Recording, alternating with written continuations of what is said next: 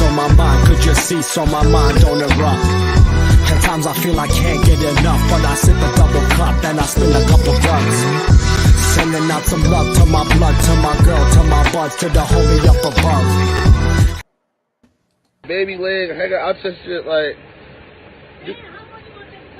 I'm recording her. Hey yo, how long? My child. This is not my child. No, it's not. Are you gonna help me? Yeah, you gotta give me change. I don't have change. What happened to you? Are you gonna help me? What happened to you? I don't know what happened to me. They said I got raped. What? Can you help me, please? They said I got raped. They said I got raped. Can you help me, please? Oh my God. This is so what? This is good footage right here.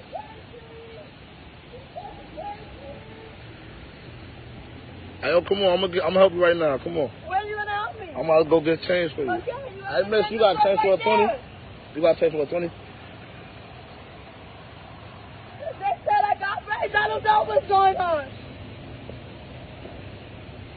I'm about to help you right now. Relax, yo. Just.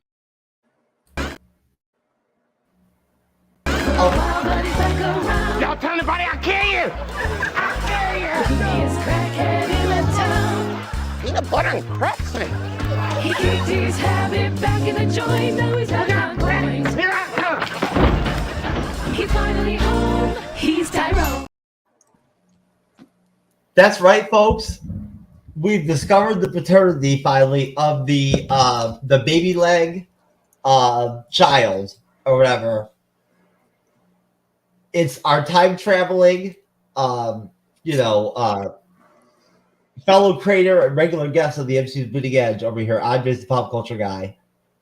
Audrey's my friend. How are you, sir? How does it feel to be on episode 3 of the MCU Bleeding Edge report? Hey, good. We're going strong, so it's good. And that's right. I think you should have done was put the oh my God, who's this chap? The Dave Chappelle segment first. Oh, the Tyrone Biggin?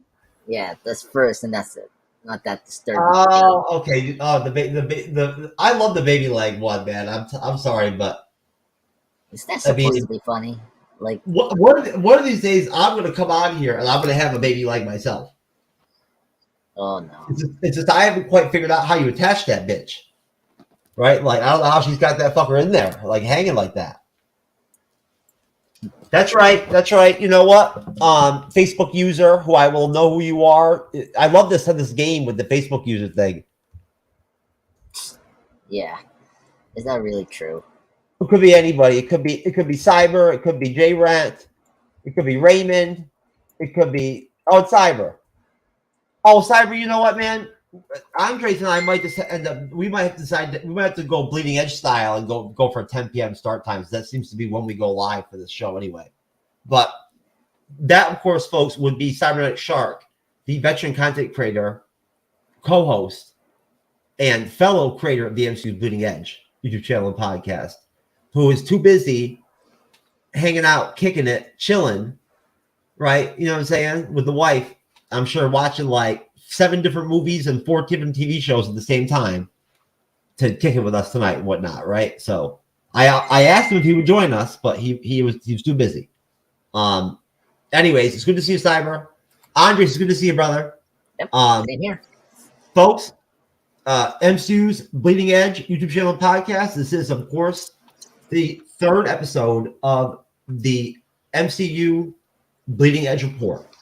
Good luck asking me what that fucking 2-dot sign is, whatnot in between. I don't know what the fuck it's called.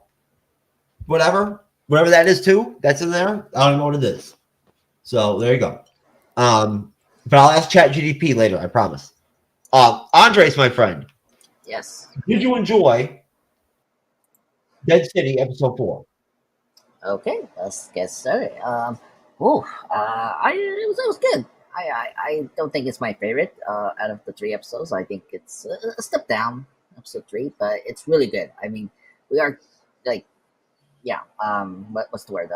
Keeping getting up with the plot and all that. So I'm excited for that. Like, we got good action with the zombies, which is great. So like, I don't have a problem with that. like we got our Negan and the main villain. I'm not gonna say the name. I thought it was great timing. Yeah, great timing. The way they, I mean, you can say what you want about the episode itself, I guess, overall, but in terms of like, again, and this is where we run into that territory, Andres, of imagine what it's like to review 3 different TV series at the same time throughout the week, right? Like now you're getting your first taste of like blending them in together. You know what I'm saying and whatnot, right? And tell me, do you find yourself contrasting and comparing in your mind this as Recovery Secret Invasion? Are you noticing at all the first little tastes of like in your head wanting to compare and contrast? Like for instance, what I just mentioned, the flow of the episodes in terms of the energy of the series, right? Yeah. And they're very reflective. They're both 6-episode series, right? Yep. The only difference is Secret Invasion is a limited series. That's true. Yeah, I mean, I think I already started that last week when we did our episode 3. So I think because I compared the graphic to this villain. You did. You're right. I forgot about that. That was good. I like that actually. So yeah, it's kind of right there. But yeah, I mean, these are 2 different types of series. I mean, this is the horror, psychological show. You got the superhero, spy. Of course. Oh yeah, the genres are very different. Yeah, they're very different. And Gravik and the Croat, especially with episode 4, you really see the differences between them now because, the Croat is crazy as fuck, right? He is utterly fucking crazy. You know what I'm saying, right? Like literally, like he's all over the place. You know what I mean? Like I think that he genuinely wanted to was happy to see Negan. Yes, I do. Right, and I don't think he wants to kill Negan. You know what I'm saying? Like I don't. Yeah, I'm just curious what he, what does he want to talk to Negan or kill him? I mean, he's very fascinating right now. Well, that's what I'm saying, and that's the difference. Gravik is stable. Like he's deliberate, right? Like you know what I'm saying? Like he's almost Thanos-esque in a slight way, just in that he has a very, very strong opinion about how he sees things needing to be, right? That's true. Has a very, very firm stance on how he sees his role to be, what it to be, in terms to make that happen, right? Yeah. And he's fully into it. He's 100%, right? He's down for the cause. We think. We'll have to see what happens in Secret Invasion. Well, we'll get into Secret Invasion, folks, in the second half of the live show. Welcome again to the MCU's Bleeding Edge, the MCU Bleeding Edge Report, episode 3. We are going to go ahead and break off in episode 4, Dead City review, loosely, and then we're going to get into Secret Invasion and do sort of like a mid-season discussion and just kind of I guess maybe take a breath and maybe do some predictions for how the rest of the season will, series will tie up and wrap up, and our thoughts kind of looking back at episode 3 a little bit maybe. And like I said, we got some special guests coming on to entertain Andres. No. Dodger's even going to come on the show, right? I've got him all strapped up with his mic and everything, whatnot, and all that, right? I got him laying microphone and everything, so Dodger can be. Okay, so Dodger is the guest. No, Dodger's not going to be on the show.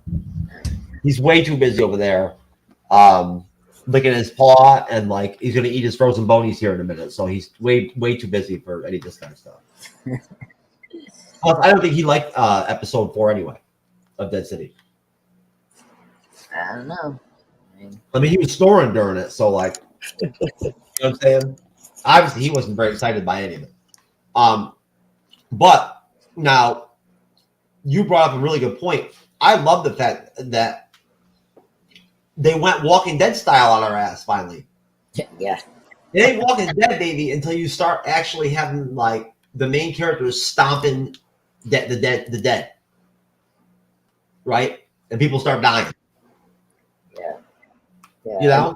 Yeah. Or get corner as well, like a quarter, like no escape and all that. Yeah, it's definitely what they did.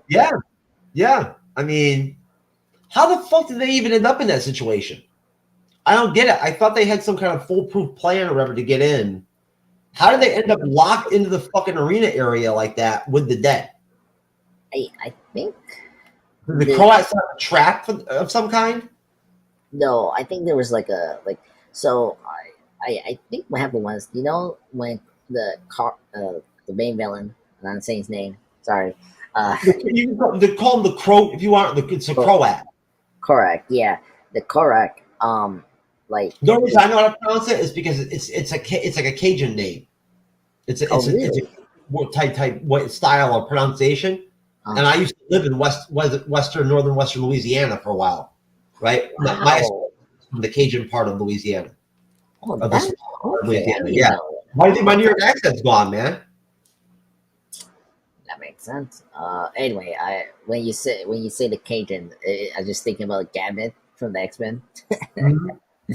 Okay, that makes sense for why his name is kind of hard. Okay, well, then I had to say the oh my god, Korak. You got it.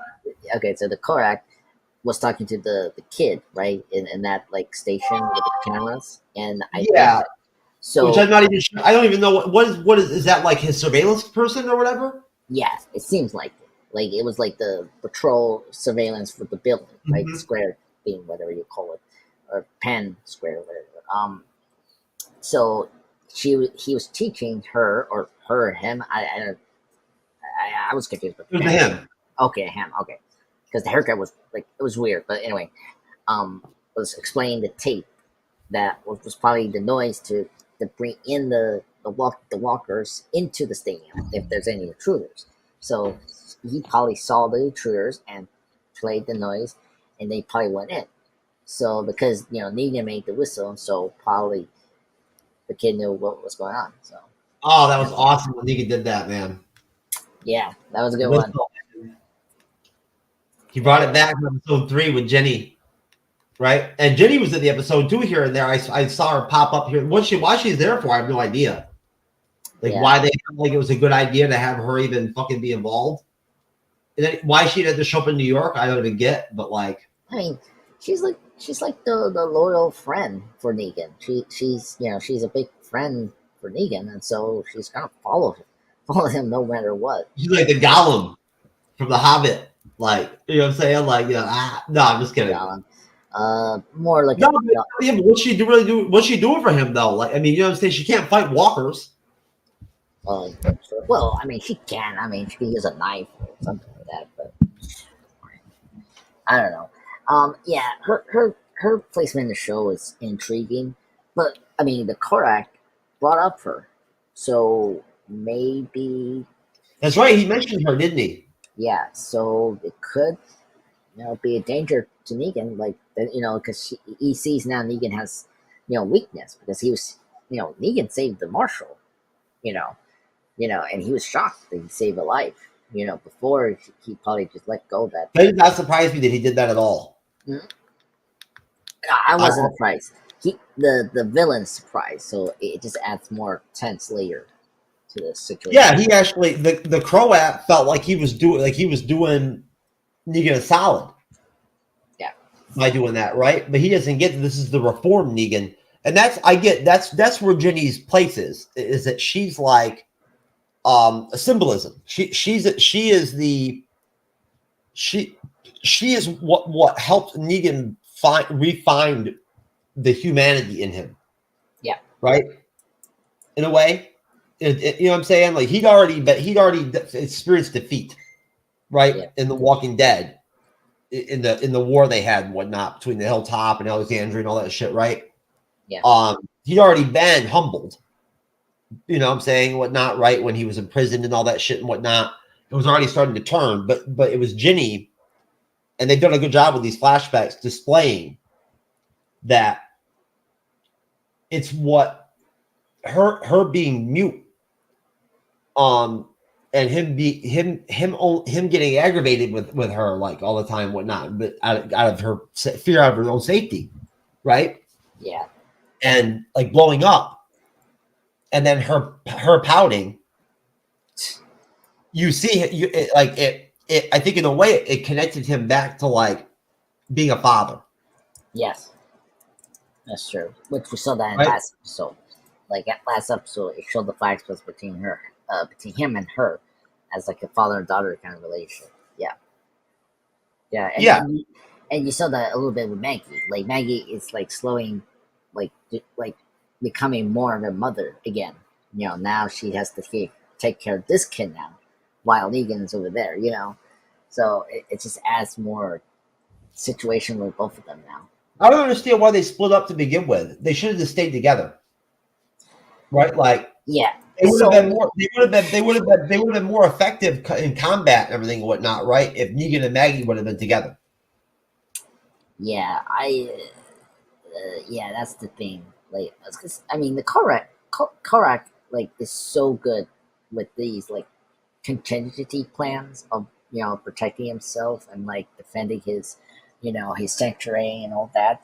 So like Well, plus he has people around him all the time too. He has guards and shit. yeah, exactly. So it's it was going to be tough for them to get his attention. I mean, all it really accomplished was it gave us that scene with the dialogue between the Croat and him, which was great. Don't get me wrong, right? Yeah.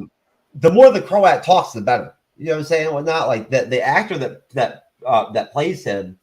Good luck pronouncing his name. Yeah. You know what I'm saying? Like, I'm He's a good afraid. actor. I'm afraid to even step to it. No, I cannot do it. It's too tough. No, I can pronounce it. I think it's basically it's here. I'll tell you who it is right now. I have it written down, but I'm actually pulled up right now. Yeah. It is Zejko Ivanek. Yeah. Cedric. I've seen him before in a couple movies before. I've seen him on TV shows before too. I have. Yes, he's in Hannibal. Like in the movies, he's in Donnie Brasco, Hannibal. He's in the he's in some of the Martin McDonald films, like the Seven Psychopaths and the Three Billboards Outside Mississippi film that gave Sam Rockwell his Oscar and Francis McDormand his second Oscar. So TV shows, he's in Oz. That's where you see him. He played the mayor. Now I realize who he is. I remember he's the douchey mayor in that Oz, the HBO Oz TV show. Highly recommend watch that because, like so many. Wait a minute, he was on Oz? Yeah, he's the douchey mayor from that show. Oh shit, he was. No way. Wow, holy crap, Andres. I loved Oz. Yeah, That was actually the first HBO series. I've talked about this before in the show. That was one of the first HBO series I watched when I was a kid. Oh yeah, on my own. Yeah, right. And like that's one of those shows that like kind of got me hooked to HBO at like age 12, right? Oh man, HBO for me. You ever seen Curb Your Enthusiasm? That's a great show. I watched a little bit. Yeah, I mean, I don't. Larry David doesn't really do all that much. I'm a Seinfeld fan.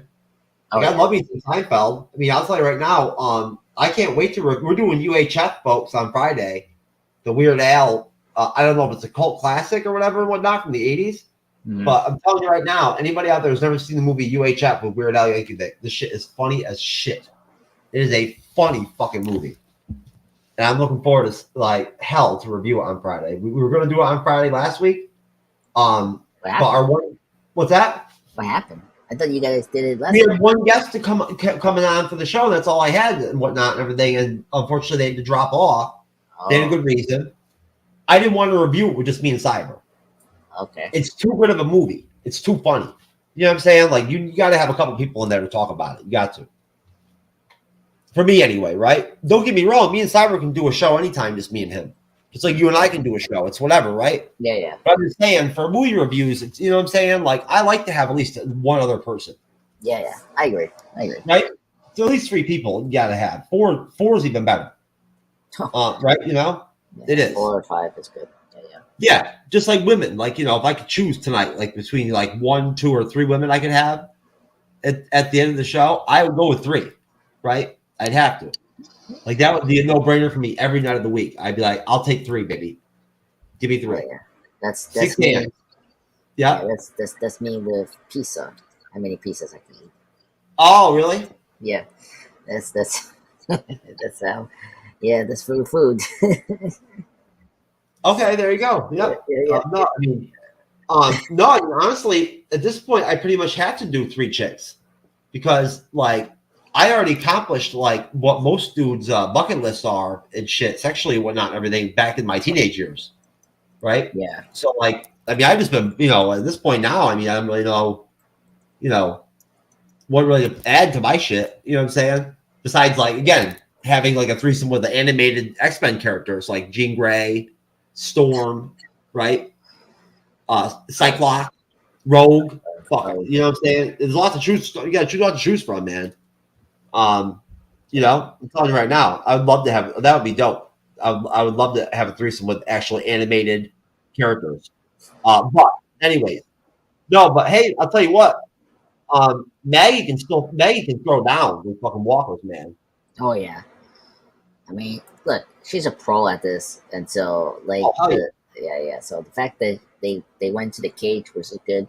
The fact that they realized the boards that was like in the cage, the panels, yeah, that was a good way to cover them. So, yeah. No, and that's the thing too. You got to remember is that like in the heat of the moment like that, it's hard to think critically. Yeah, right. It is. Well, she was like not thinking clearly. Like Maggie was like a little lost, and until she just kind of. Oh yeah, no. She went into she went into her little bloodlust mode that she goes into, right? She was doing that. Yeah, I remember her doing that even in The Walking Dead, where she would like lose it, right? Yeah, you kind of have to have that in you, right?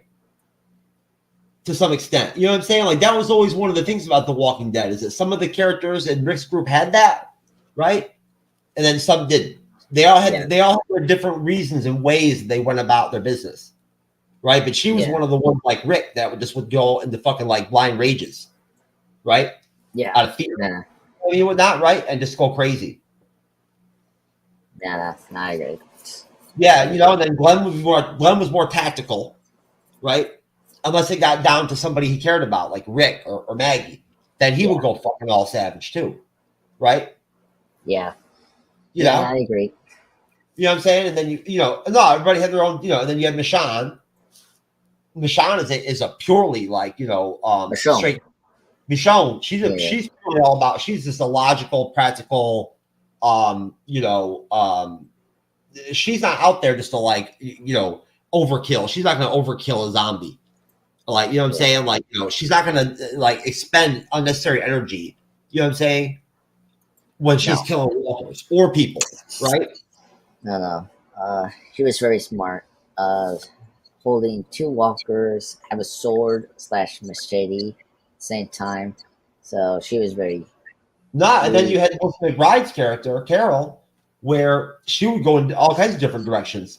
I mean, she became like so tactical at one point, right?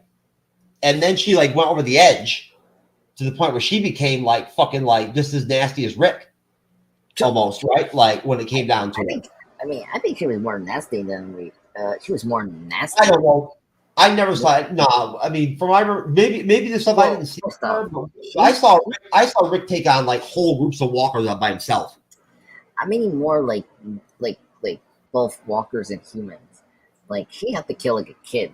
That was overly. Oh yeah, I know. I know that's deep too. Yeah. Yeah. So I mean, she had like a lot of, pardon my French, balls to do that, and then tell the kid to look at the flowers.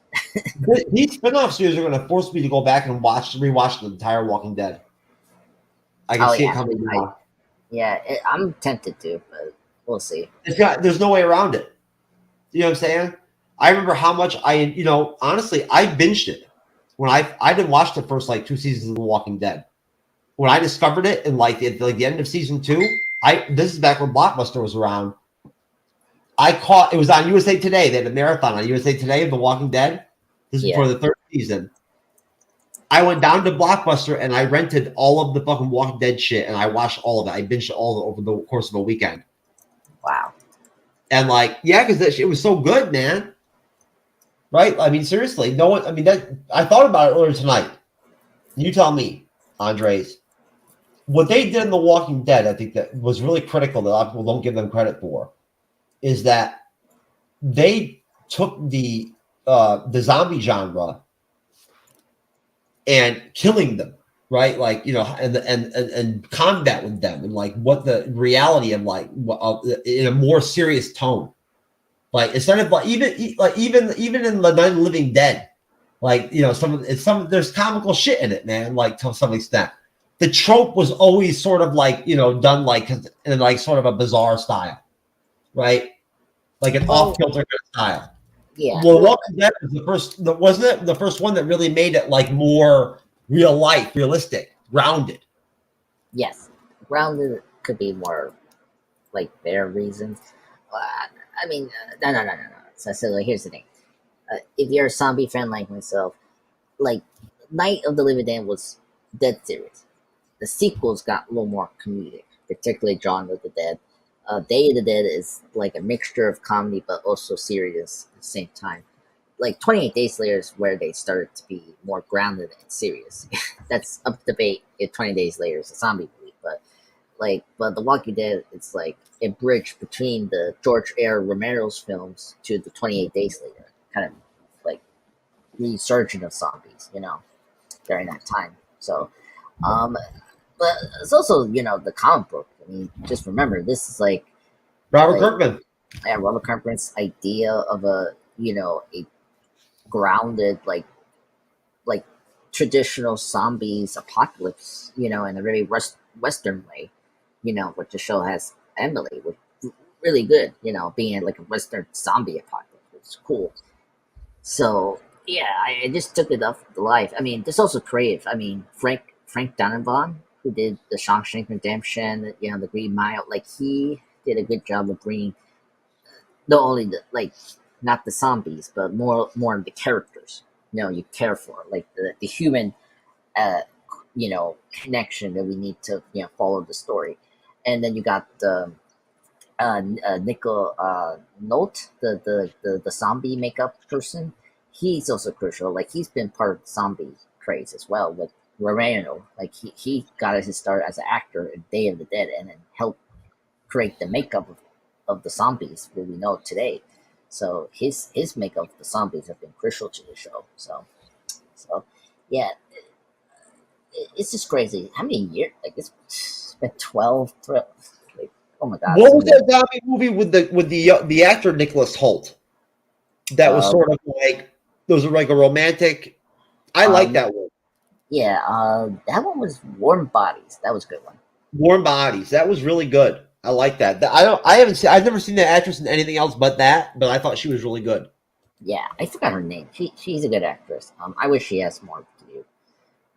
Honestly, folks, that is a good love story like movie. It is, honestly. I thought that I actually do. I do enjoy certain romantic comedies and romantic trope type films. It just depends on how they do it. The concept of it, right, and whatnot, right? Yeah. And that one really worked for me. It did. You know. You should also watch. There's a movie called One of the Dead. This is a great Cuban film. It's so hilarious. Oh, Dawn of the Dead, I've seen it. Oh, you seen One of the Dead? Okay. All right. I've seen all the classic zombie films. I don't think there's any of them I haven't watched. Okay, so you've seen Shaun of the Dead, One of the Of Dead. course. Yeah. Okay. And then what's the other zombie films? What the Resident Evil films? Did they do Dawn of the Dead twice? Did they do a reboot of it too? Yeah, that's the Zack Snyder remake of 2004. That's good too. I saw that too. Yeah, that's good too. What else? I mean, besides the sequel to 28 Days Later, 28. Yeah. No, but the Walking Dead. Yeah. Okay. And folks, again, it's hard not to connect, the Walking Dead to these spin-off series. I mean, if I'm blessed and Andres decides to step in and whatnot and tackle Daryl Dixon, when that comes out in the fall, which before you know it, it'll be there, which I think is going to be really cool. It's going to be set in France. Somehow Daryl ends up in France, right? That's the premise. And so, That's confirmed. yeah, like that's where he's at. That's where he's in the series. He's in France. All right, let me check this. This is. I know it's weird. I know they went in the same direction as Dead City, where they went away from like the Virginia, area, like Carolina area that they moved north up from, like Georgia from. Yeah. Right. I'm wondering now what they're going to do with Ricky and Michonne, like where they're going to have them at, right? And how the fuck are they going to explain where Rick's been? Like, are they gonna unravel all that too? Like, yeah, I guess so. I mean, they have to they better have some long ass episodes. Yeah, I feel like the Rick Michonne should be the long one, right? Like 10 episodes, that makes sense. I wouldn't be shocked if they end up doing 4 or 5 seasons of that fucking shit. Oh, yeah. You know as well as I do, people would sit there and tune in. Especially the Walking Dead faithful, they will tune in every week for that shit. It's true. I mean, I guess so. We'll see. Michonne is a really popular character. Yeah. Well, her and Rick being a couple, like I like that. They were a good couple. So yeah. Yeah, they were a good fit. It made sense to me, right? There was always like this vibe that it was going to happen, kind of, right? Yeah. What was it like in season 6? They got together. Yeah. I mean, it was almost like they weren't even really suggesting it.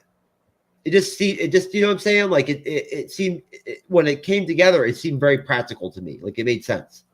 Yeah. Well, she and Daryl were like commanders with Rick during like from 1 to whatever, like 1 to 9, right?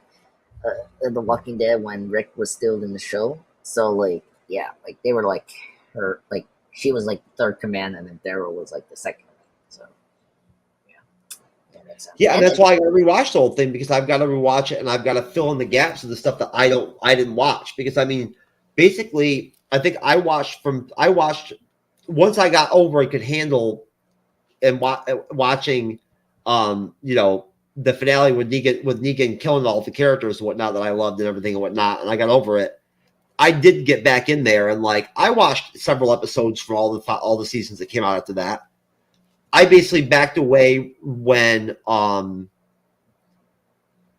before the war, right? That's kind of when I stepped away. Yeah, it was right around around there. Yeah. I just got tired of it.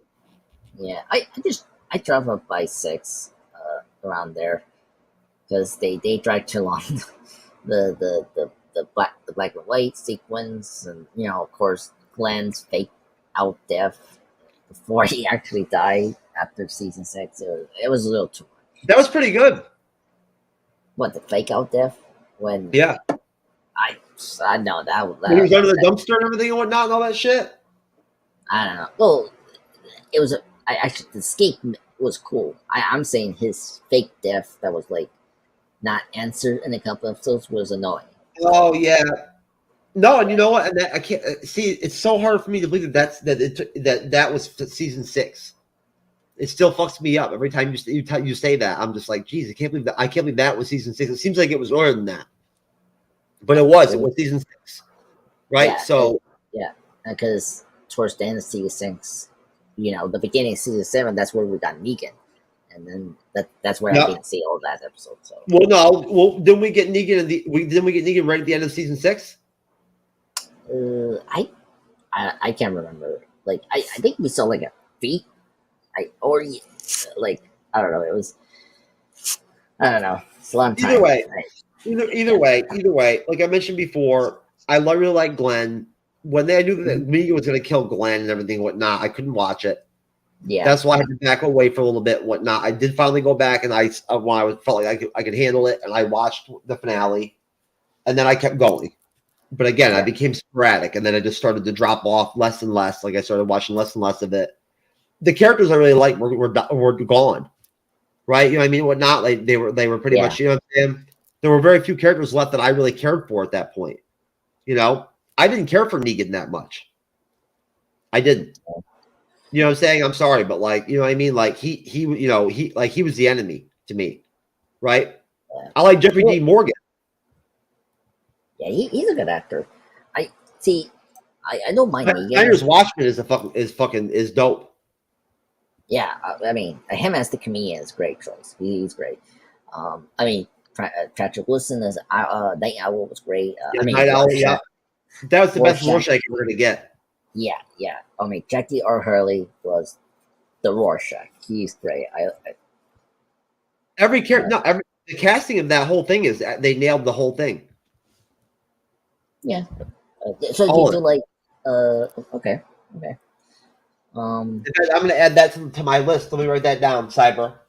I'm adding that to the review list. Watchmen. Oh, that's a good one. Oh yeah, Watchmen's good. Yeah.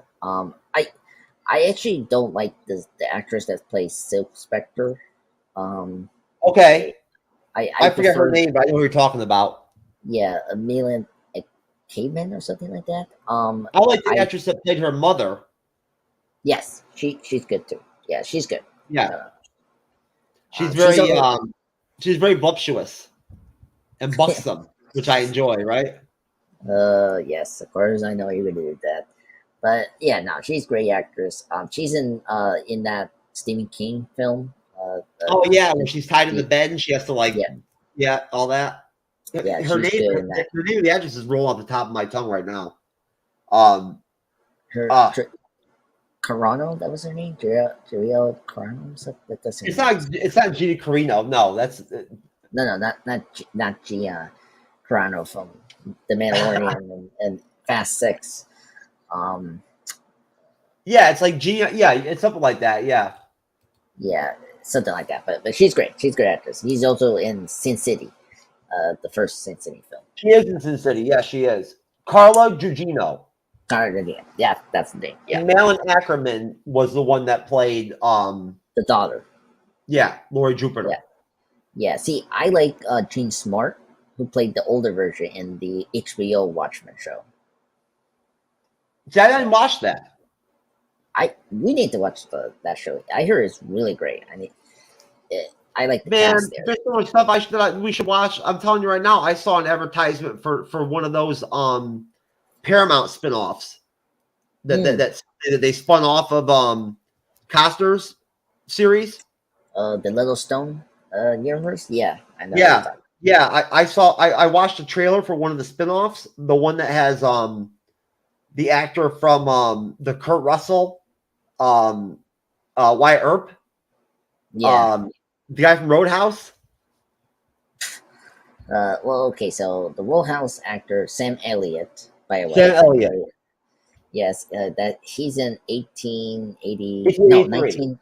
Yeah, 1883. That's the one he's in. Yeah, he is. Yeah, because 1923 is the Harrison Ford and Helen Mirren show. No, 1883 is the one that has Tim McGraw and Faith Hill in it. Yeah. Who actually like them both. Like I'm not a huge country music fan, but I actually do like Faith Hill, and I've always liked Tim McGraw's music. I have. Yeah, Faith Hill's good. I like her too. Yeah. Anyway, Walking Dead, Dead City. What was I couldn't make it out because it was dark. What was Maggie using it for weapons when she was like meleeing through those walkers? Was she using a knife or was that some kind of like club? Like, no. See, she was using chains. That was a chain. I thought that was nunchucks or what the fuck it was. It was just chains. She just grabbed it in the floor and used it. She was just walking around with like chains in both hands. No, she got it in that area. So she had a sword.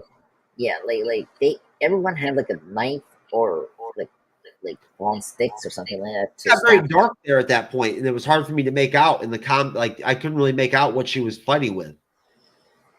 Yeah, I mean, the lighting was not good in this episode. She's good with a knife.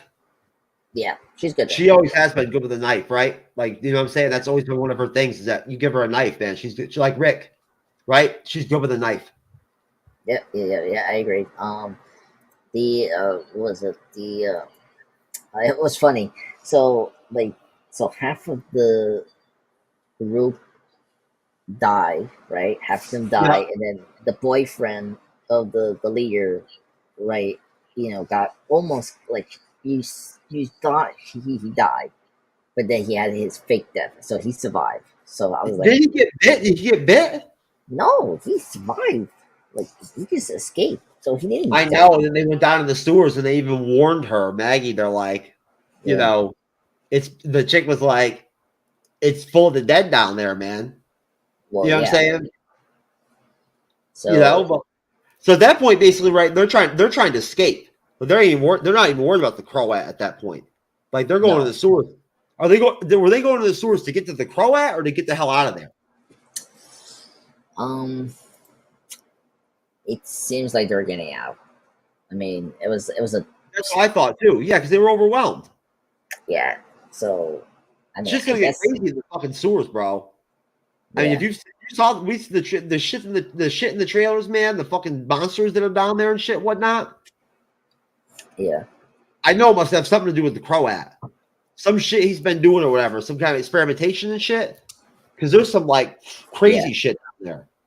Yeah, right. Because like the pipes and the water tank. Like I'm curious if that's from that. Right. It's like What's this whole deal with the fucking like the using the dead as fuel bullshit all about? Like I don't get that. Like the gases from them or whatever, whatnot. Is that what it is?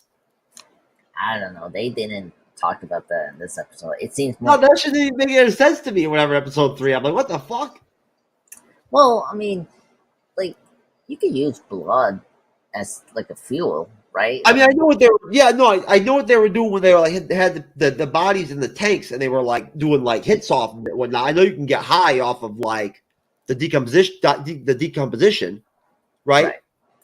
But I still don't understand what energy source he's saying that he's gaining from the dead. Yeah, I don't know. We'll see. I don't know. They're gonna explain that. I think it was just a very cool thing to see. Like because the episode was called Humans. Like fuck it, you know what I'm saying? I'll throw this in here. Like humans were resources. Oh, that's right. That was the title. That's right. That was the title. Yeah, so so using the walkers were kind of like also resources, so it makes sense. Oh, another thing for the Daryl show, like I guess Carol is going to be in the show. I don't know how she's going to be in fact. She is. She's not going to be like partnered up, but she is going to. I wasn't going to tell you. I was going to hold it back. I already heard about it. Yeah, I was looking at it. Yeah. Yeah. So I'm not surprised. I mean, they have to have her there despite not doing the team up thing. No. Apparently, from what I understand, from what I read actually the other day when I heard about this, it wasn't necessarily that she was tired of playing the character. Okay. It was that she did not want to have to go on location to shoot the series in France or whatever. Right. I think it was a scheduling conflict. Yeah. So so they definitely did a Paris front. Yeah. So yeah, that makes sense. Yeah. If they actually shot in Paris front, so yeah, it's gonna be a huge moment. Especially if it was COVID. Like that's the thing. Like actors now are kind of cautious about the COVID. Like restrictions. I don't know how big the Walking Dead fandom is or got to be or whatever, whatnot and everything. I know that at one point, like, there were YouTubers that were making videos about the episode, doing episode reviews and whatnot that were pulling down pretty big numbers, right? Yeah. And at the peak of where we're talking about around episodes 5, 6, 7, that was sort of the peak of the show, right? I think, or whatever, popularity wise. I think if you look at the numbers, and we can pull this up this week, right? But I mean, at one point, the show was killing it, wasn't it? I mean, wasn't it basically the most watched television series? Well, yeah, around the year, like several years in a row. Yeah, like around 5, it was like 18 billion people were like watching this, like around there. Like it was very high, and then it started to drop around 7 and 8, and so like. But and then it resurged a little bit. I know it did. It came back a little bit and whatnot, right? And I did go ahead and I did preemptively go to see if I could find us some Daryl Dixon teas for the series. They haven't come out yet. Oh, really? I mean, believe me, there's like a zillion Daryl Dixon T-shirts you can get from Walking Dead, but there is no official gear for the series yet with him on it. Yeah, not yet. So yeah, like season 6 was like up to 14 billion. Like it was always like around the 18 billion, 20 million people. Any watching. TV, there is no TV series that's going to be able to carry crazy numbers. You know what I'm saying? You know, and get to seasons 5, 6, 7 and keep those up. It's not going to happen. No. I mean, yeah, like the Negan episode, the season 7 was like 17.3 billion people watched that because of that. So yeah, it was huge. So like, yeah, a lot of shows decline around like the longer seasons. Like Smallville was like this, like around 7, like around like 5 that started to drop off their ratings, so stuff like that. This title of this episode 4 was Everybody Wins a Prize. Yeah. Now, it was directed by Kevin Dowling. Mm-hmm. Kevin Dowling also directed episode 3, which was, of course, People Are a Resource. Now, yeah. Lauren, I swear, if I totally butchered this, I apologize. No disrespect meant. But Lauren Yaconelli directed episode 2, Who's There? And then Miss Yaconelli also directed episode 1, Old Acquaintances. Yeah. The last 2 episodes, they're going to have another director come in. So they're splitting them. You got a director for 2 episode splits. Yeah. The director for episodes 5 and 6 is Ganja Montero. Yeah. See it right now. Title of episode 5 is Stories We Tell Ourselves. The flashback. What did you think of the flashback to start the episode? Yeah. So going back to like the saviors back in the day. So I think it was a good important thing to see that, because to see Karak's like his position where Negan was at that point. So like you saw how Negan was, despite he was evil at that point, he still had like humanity, where Karak was completely just out of there.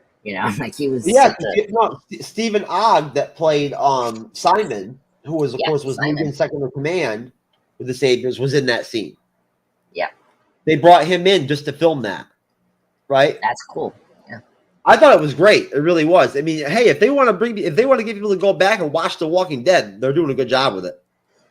Yeah. It's really good. It was good to see him there and see, like, at the time he was controlling Alejandro, right? The community. I love to see flashbacks of when you have characters like Negan, for instance, right, where they evolve. Yeah. Right, you know what I mean, right? Throughout, like, you know what I'm saying, a vehicle, like, a TV series or however it works, the character evolves, right, heavily. Like, think Loki. Yeah. And all of his different, like ups and downs, his evolutions as a character in the MCU, right? It's profound. So to flash back to that Negan, for me, that's that connective tissue. That's that human connection for me, right? If that makes sense. Yeah. Because we all have memories. Yeah. Well, and then I'm sure Negan reflects back at some of the things he used to do that he did, and he probably has guilt. Yeah, and you see also he had like set of rules. Like kids cannot be harmed. So, and you saw how the car wreck did to that kid. I guess the prisoner. I guess like a kid. It tied directly into how the Croat spoke to Negan. Yes. Right? You know what I'm saying? Like, that was the whole deal with that, whatnot, is that it connected directly in multiple ways. It exemplified what Negan had vocalized already, right? He already mentioned what happened right there. Yeah. I think Maggie, right? And also to the group. To Maggie, but then, he used it like, you know, the whole some of the bullshit with the Croat with the group to get them on board like on the mission. But he told Maggie like what happened. And that was what they were talking about. That was it. And then it then connects because you see in that situation the Croat say to Negan, you understand why I had to do this, right? You get it. You know what I mean? Like he does. You can see that he has sort of a some friction with the second in command, Simon. You know what I'm saying? Like there's obviously, you know, some bad blood there, and that correlates right into that rapport, right? In an interesting way, I thought. Yeah, I agree. Well, and then it's also interesting to see how the Croat's also a lying piece of evil motherfucker. So like, you can't trust that son of a bitch. No, it didn't matter if he like. I think he wants to kill Negan. Of course he does. Oh yeah. He probably wants to torture him. Yeah, exactly. And so, like the fact. Oh, he's sadistic. He's sadistic, Andres. It's obvious. He's very sadistic. Yeah, exactly. And what he did to the Marshal was sadistic as well. So. What's up with these everybody's using nail guns as weapons and shit in this series, man? Yeah. So okay, let's talk about that. So did that one have a laser sight on it? Yeah, it did. Well, no. Or was that just a light on the side of the nail gun? Yeah, like I think nail guns have that, right? So no, but not laser sights. Hell no. What are you kidding? Nail guns don't have actual scopes on them. They don't have laser sights on them. Hell no. Maybe in their world, yes. So, I think they probably like what do you say, like manufacture it together, you know, like piece. Well, what do you have? You have like some kind of rope on the end of the shit, right? Yeah. So, I think we saw that in episode 2 with the other group, but they shoot it at one person. But I didn't see them doing the doing like a fish rod, you know, like that's what he did with Pearl, with Pearly, whatever his name is, what the Marshal there, right? Yeah. So, you know, I went to save him and shit and everything, right? He shot him, then he tried to pull him back.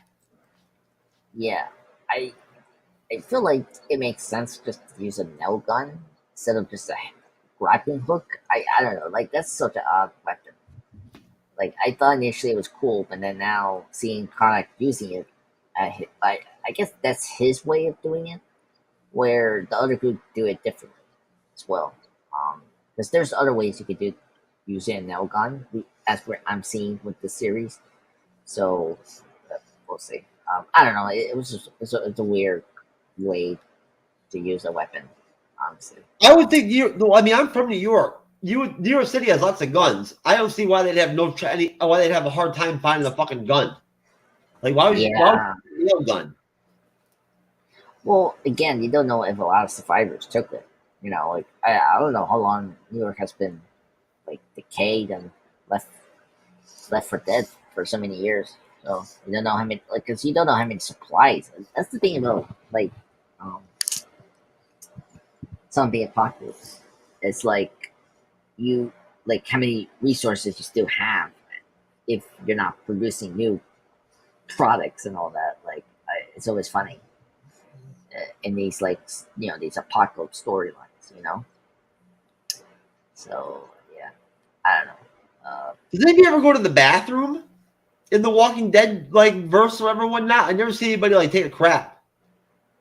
I mean, yeah, if they have a very functional building, if they still have water and all that, yeah.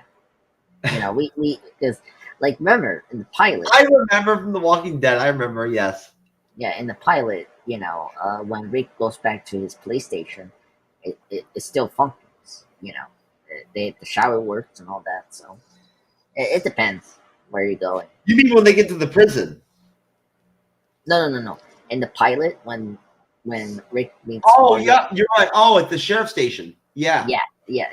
So like, it really depends on the location you go to. If you find like a safe haven it's very functional still, then you're fine. If not, then you do the old fashioned. Oh, So sorry about that. Oops. I got notifications popping off left and right over here. So yeah, basically, now I've got to play this really quick because, folks, just to give you an idea of why it's probably worth it to check out episode 5 of the show, yeah, because the way they end it is that they go into the damn sewers, which, part of the the team, the New York team, whatnot, the squad that they connected with over there, that's that they teamed up with, of course. I forget which one it was. I believe it was the husband or the father, the boyfriend or whatever, whatnot. That's like sort of like the second in command, yeah, right? You got Amaya, right? yeah. Tommaso. That's Tommaso. Tommaso, yeah, that's Tommaso was the one that said that he knew about the sewers, right, and how to navigate them. But you see him go down there, and Amaya already warns Maggie, like, the dead are down there, right? Yeah. Like, and she hesitates to descend, yeah, right? But then she goes down there, and then all you hear is the dead. yeah. Well, mainly at the door that they just lock with the big barrel, like Yeah, they put an empty furnace in front of it. yeah. So like you hear the walkers from there. Oh no, but you can hear them down there too in the sewer. Oh really? Yeah. Oh man, I probably have to. At least I thought. At least that's what I thought. But hold on, I'm gonna play the trailer where you see some of the shit that's gonna be down there. It's quite interesting. Yeah. Oh, no, we did have one big major pop culture news. It's just a very short one. After this episode 4 review. Okay. Yeah, it's an I've X-Men. got you, sir. Yeah, it's a Deadpool 3 thing. Ooh. Yeah. So, yeah, it's a big one. It's great. Are you talking about Hugh Jackman finally donning the blue and gold? Yes. Come on, we need to. Did you discuss notice that. I already put that up in our Facebook group or whatever not earlier? I've been busy, so I never checked my Facebook. But yeah. Okay. I cannot hear that shit. I can hear me. Could you hear it? I can hear myself in your area, in your end. But that's not. So anyway, trailer, official teaser trailer. Okay. Oh, I don't hear myself. That's good. Huh. Oh, What's your volume? Thought you were better on your feet. Good to see you too. So you can't hear that? You don't trust I me? can hear the trailer. Oh, you can hear that? Hell, I wouldn't trust me either. So, you want to tell me where the hell we're going? See, zombies in the water. I got a plan.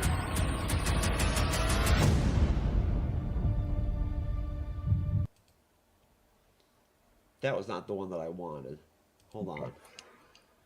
So I guess we can discuss the Wolverine costume. I'm just so excited to see Hugh Jackman wearing the costume.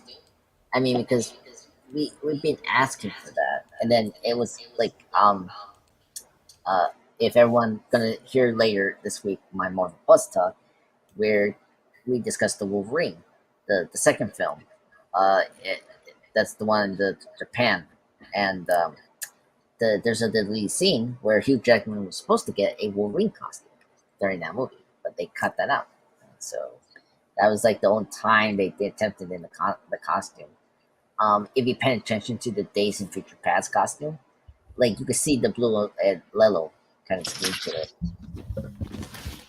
No, I saw the picture. Like, in fact, I can pull one up right now. I mean, I saw it. He looks really good in the uniform. It looks very comic accurate. Yeah, like it's like I like the costume. It's weird that they give him long sleeves. Like, why give him long like cover sleeves? Like it. The Wolverine costume is cool because it's like you can see his muscle. Like he has like a gloves, and then you know what I mean. Like it's never covered. Like some costumes are, and Wolverine is depending on that. I don't know. So Variety have it. It's good. Get out of here. Yeah, right there. You see? Well, I didn't even notice that until now. The long sleeve shit. What the fuck is up with that? Yeah. So I mean, look, there's costumes that have been like long sleeves. You know, like I mean, his original X-Men trilogy had that, and then the other comic book ones they do have that. Like it depends. Like but whatever. It's a minor gripe, but overall it looks great. It looks comic book accurate. Wolverine costume, I like it. The mask is one I'm like, I hope he wears the mask. That's the thing. So this is like the biggest large t-shirt I ever got in my life. I feel like I'm wearing a fucking blanket. Yeah. I mean, hey, so I don't know. I like your Dead City shirt. I think it's good. Like Yeah, I don't have a problem with that. I mean, what? Look who's here. Hey. Oh shit! Oh, look who it How is. you doing? Hey. Oh. Oh, so she's the guest star. Okay. Who else would it be? I thought he was joking.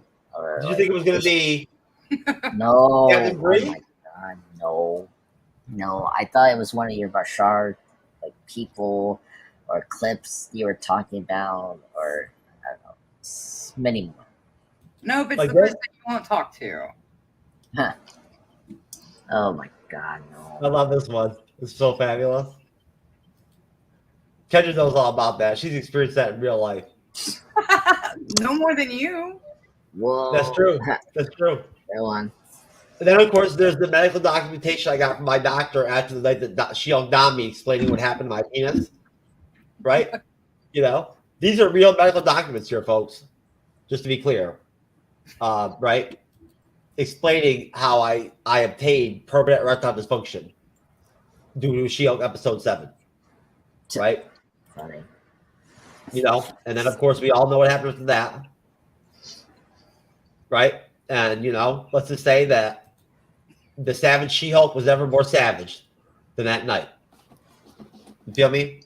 So, she wasn't playing around. Let us in on that, Jeff. I love it. Let us in on that pain.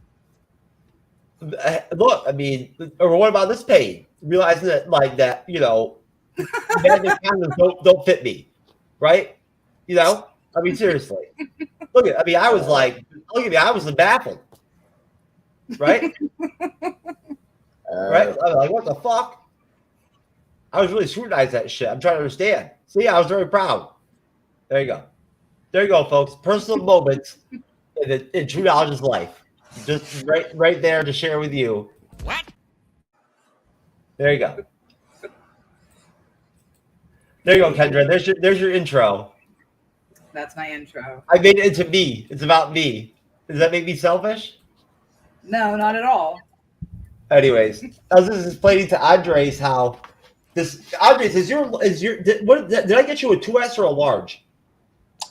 Just a large, like an extra large. That's it. Is yours like a blanket? Mine's like a fucking blanket, dude. I mean, it fits well with me.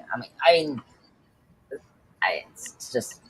Well, of course it fits. Everything fits well for you. Perfect for you, Andres. You're the man, right? I mean, it's just you're skinny and I know I'm skinny. I know. Yeah, I know. So it's just like it looks different. You have like more weight, like I do. That's true. There's nothing wrong with being fluffy. Hey, listen, you don't even know how Google got some good shit for me because I got up to like 250 pounds, 240 pounds after I got hurt years ago. So I just had the piles of clothing like that will never fit me now. You know what I mean? And whatnot, you know? No, but either way, I can honestly say that it's nice to see you, Kendra. Now, Kendra, I'm still working on what title to give her on the show. I'd say that she's possibly maybe now a semi-regular kind of guest, right? That comes on to cover DC. Semi-regular that comes on to cover DC and Marvel and fandom stuff and whatnot, right? Right. And I asked her if she would be kind enough to come join us and participate in a discussion having to do with Secret Invasion, a mid-season sort of discussion, recap, maybe some theorizing in terms of what we might see come across these last 2 episodes coming off episode 3. And then also maybe just see, what Andre was thinking, what you had, Kendra. Now that we've had a chance to kind of take a breath, if there's anything, and you can even start if you want, Kendra, if there's anything with Secret Invasion so far that maybe you haven't thought about or talked about, we haven't brought up on the review that's really been burning in your head or that's popped in your head on your own. You know what? I do have one. And it is because you and I talked the other night and you brought up the fact that you were going on to a podcast and that the podcast kind of went a separate way than we did when it came to their review style. They were really championing about the comic book edition versus what we're being presented with Disney through the live action, and how they weren't really on board because it does pull away so much from the comic material. So, I mean, for me personally, that's not really an issue. I like what life they've breathed into it, but I can also understand why someone who's read the comics would be upset. What about you guys? Well, let me just clarify. Now, we will be, of course, talking about our good friends over the True Believers Marvel Cinematic Universe podcast. And that would be Kyle and Kevin. Andre is not Kyle. Hold on, because you're underwater just a slight bit. My audio? Not anymore. Yeah, not anymore. Oh, okay. Thanks for letting me know. I appreciate that. Let me see if let me make sure I didn't switch over to one of my okay, no, it is my microphone. Thank you for mentioning that to me, Kendra. I even have my mic turned all the way up on StreamYard I'm trying to use the fact that I can't deviate away from this mic. But no, Kyle and Kevin are people we've collaborated with long term for a long time now, and you'll meet them eventually, Kendra. You will. They love DC. And honestly, I'd actually gotten a little bit twisted. Now, Kevin is like the cyber of the co-host deal with them, where he is just a straight MCU fan.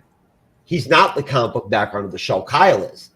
Now, Kyle and I are tighter. Kyle lives in Bradenton.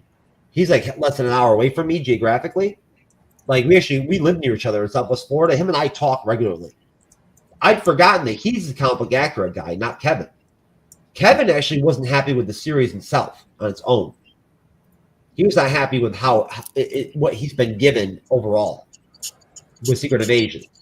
Now, but I do think it's worth pointing out, though, this aspect of the comic book accuracy part, because of the fact that we did get into this, and Kyle and I have discussed this personally, just like you and I did. Right. The fact that I can see how people in the fandom, Andre, I'm sure you'd agree, that know the comics might feel a little bit pissed that they took something that is a massive crossover storyline event in the comics, and they're basically going to use it as a 6-episode limited series stepping stone, right? To be just a part of the connective tissue of the MCU. Now, folks, please come and check out our episode 4 this Wednesday. July 12th review, episode 4, right? Of Secret Invasion, because we're killing it on these reviews. Our numbers have been fucking great. We're almost at 10,000 views on our first episode. And our are just going up and by the day. So people are obviously enjoying them. We've been enjoying the show. John, Kendra, Andres, myself, Cyber, we've all been pretty much monolithically, we've enjoyed it. Right, Rico, that's going to be joining us again this Wednesday from Reflection Comics in Punta Gorda. You tell me, Andres, can you see how there could be people that would be detracted with the series just based off of the fact that it is really not at all comic accurate at all? Yeah, well, okay, so So before this podcast, I had my other podcast with my other host, Will, from the Marvel Plus Talk. We did our brief um, review on the first 2 episodes, and he brought this up, and I do agree with him with this. I so I questioned. He questioned why we're using Secret Invasion for a Nick Fury centric show if you couldn't make this a Avengers film instead. Right. Like this, like that. I do agree. I like the show because it's a Nick Fury character driven show, but I do question why we're using the Secret Invasion. Besides, like paying off the plot points in Captain Marvel, like that I like. But I don't know. I think there was other ways you could make a Nick Fury central show instead of using Secret Invasion. But it's just we having it. Like cold. Anyway, I'm looking at the chat now. It's funny. Yeah, I just get Audrey over here. Yes, they do exist. My other hosts. I also think. I know they do. I've listened to your fucking. I watched your shows. I've listened to them. I know. Yeah. It's Will. That's his name. He's my other host for another podcast. Anyway, I'm busting your balls because you haven't brought them on the show. That's why. You know why? Yeah, that's what I'm doing. Well, he's a little difficult to bring. He's a little busy. He has a life, folks. I have a life too. Yeah, well, he's busy. He has a life. He has a love of his life as well. That's right. Didn't you know that Kendra is actually a very, very dedicated professional dominatrix? Right? I do. Kendra, I'm sorry, Steve, for some reason. I mean, it's fine. Expose me like that on the internet. It's fine. Tonight, I don't know why, but for some reason, you give me that vibe where I can see you. Well, we haven't established the safe word yet, so. As like a total flat out dom, like female dom. I can see you I know you're not, but I'm just saying I can see it. I think you just want to be told to bow down. So I think you need to go to the massage. Oh, you think it's the personal thing that I have with me and you? I want you to dom me. No, that's why I said to go to the massage parlor. Oh, they don't. Look, the Asian women don't understand they don't even understand the concept of that shit. What are you kidding me? What have you done? Like they're there to serve, baby. You know what I'm saying? Oh dear, Lord. But seriously though, Andres, what is your opinion when it comes to the comic versus the show? I mean, I don't mind the change from the comics. I think now I agree with my friend that yes, thank you, Jeff. I know you love me. So like I don't mind the changes, but I do question why we're using Secret Invasion to bring back Nick Fury for the show. Like you can just make a grounded Nick Fury show where he was forming a new organization, right? So, I don't know. So that's my problem, but overall, I still liking the show. It hasn't dropped yet. As my friends say, it didn't drop either this episode or the finale. If the finale dropped, I'm like, yeah, this series was a mistake. But whatever, we'll see. But what did y'all think about John's whole deal? John was killing it in last episode. Like he was beating me to the punch. Like questions I wanted to ask, like before I could even drop them, he was there. And when he brought up the word filler, right? I had never even occurred to me at all at any point during our discussion or when I watched the episode 3, that was the filler episode of the show. It really probably was, I think. I mean, think about it. Kendra, you tell me, looking back upon retrospectively, it is. Do you not see that is probably the filler episode? Because I have to believe that episode 4, we're going to go right into like what you see in the trailer, where you actually see that helicopter scene and Fury and Talos with the machine guns and shit. There's going to be a full-on confrontation in episode 4 with Gravik and them. I wouldn't necessarily see it as a filler episode because of all of the ones that we've watched so far, there really hasn't been a whole lot of filler. Like, yes, storytelling, but not necessarily filler. It's all been pertinent and relevant to what's going on. But yeah, I think we're about to hit it because how many things happened in the last episode that were very pivotal moments. I mean, they were very important to move the story forward, and they were all ones that you would see if you were reading a comic book being cliffhangers, being that, oh crap, now I gotta wait for another month to find out what happened. But I don't necessarily see anything that we've witnessed so far being seen as or fitting the definition of a filler. Okay, Yeah, I agree. Yeah, I agree. Because the third episode was trying to set up where Talos is going to be with Nick, and Lily Coleman's character, and then of course Neil Clark's character is going to be at with that whole twist there. So I think we're fine. I think it's just more. I had a discussion with my host at the podcast about the Marie Hill death. Like, that is where it could be more filler. Like, if they don't bring that up again, then that's the issue. And so I hope next episode or 5th, 6th, we bring that up again. But at this moment, I'm a little concerned about that. But yeah, what are they gonna do? You're concerned about episode 4? No, I'm concerned about them forgetting about Marie Hill's death. Yeah. Because my friend brought that up. Like, he didn't like it either, and I say I'm fine with it if they constantly bring that up. But episode 3. So if anything, that really felt more like the filler. Like it's a moment of filler versus an episode. Yeah, which that is episode's sad. Yeah, so it's weird. Like, and I should have added some context to that too. I believe that where John was going with that too and whatnot was also along the lines of the fact that Andre, you and I discussed about this personally and on shows. The fact that Kendra, a lot of times with these Disney Plus Marvel series, it is episode 3, right? Yeah, that usually is the swing point. Well, most of the time, right? Where you can tell from that episode where things are going to go, whether it's going to go downhill or stay decent or maybe get better. Like with Moon Knight, for instance, right? Like with Moon Knight, I was with Moon Knight up to episode 3. It was starting to crumble a little bit. Then episode 4, it was a complete fucking nosedive for me. Right, and then it just got worse and worse. Then the finale was terrible. Just garbage. Barely watching me. But that's just me, though. Again, right? I mean, honestly. Yeah, but again, it depends.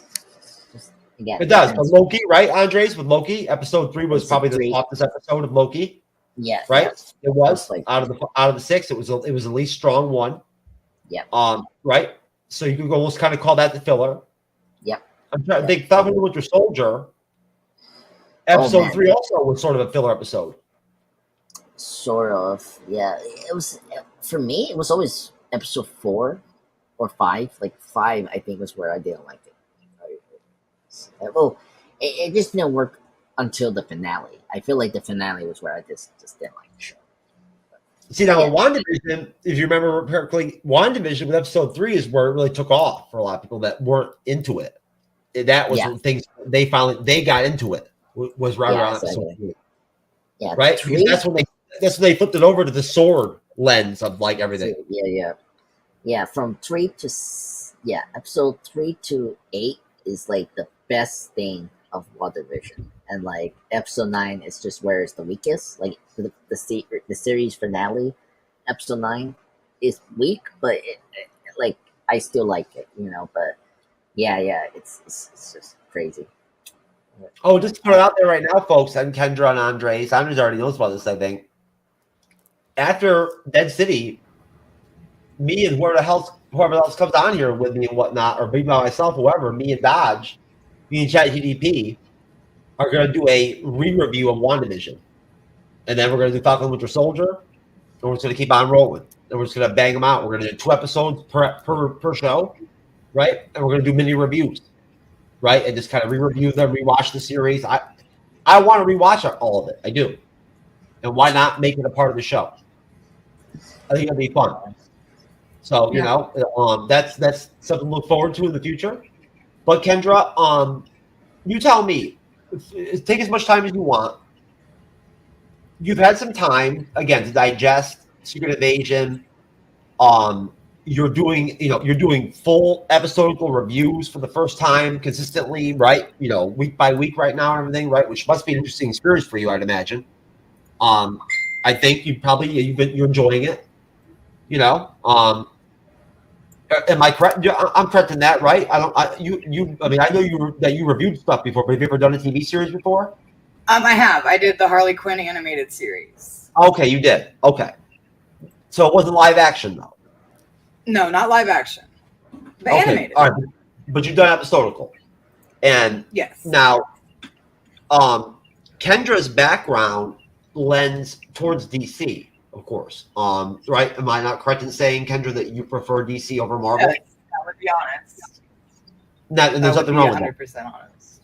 No, that is initially one of the key things about Kendra that I took it brought my attention to, besides her awesome multicolored hair that's changed like 3 different shades of stuff like since I met her, which I dig. I do. But it's blue. I like it. I like the blue. But no. So at that point, though, I'll put it to you this way: this is your first time reviewing a Disney Plus series, right? Episodically. It is. And I can't wait to talk to you about it personally when it's all said and done and it's over, and you and I can bullshit about it and ask you what your experience was like. It'll be fun. But what Audrey, do you think? You talk to me. So it was hilarious. Jeff made great sexual puns. It was a good discussion. There you go. Where's that? Oh, I thought you were saying that was in the. Oh, that was in the comment section. No, that was my review. Oh, that was your review. Oh, on me. Your take on me. I got you. Oh my god. Cyber Audrey's. The episode 3 curse. There you go. Judge. Great name, by the way. Love it. But no, Kendra, what do you think? I mean, now you've had some time to kind of take it in. Where are you at with this mid-season sort of, time period right now? We're going to go into episode 4. We've got episode 4 to review in less than 2 days.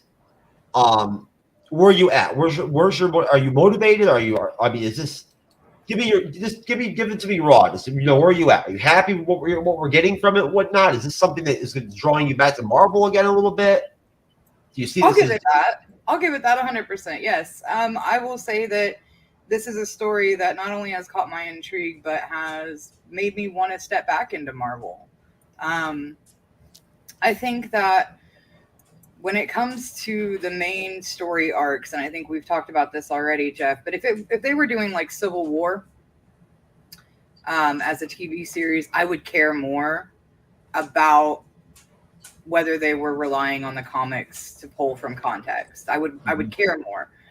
But for Secret Invasion, I think that there's so many ways that they could have done it, and I still feel like, aside from some of the smaller details, they're still paying enough homage to the original storyline.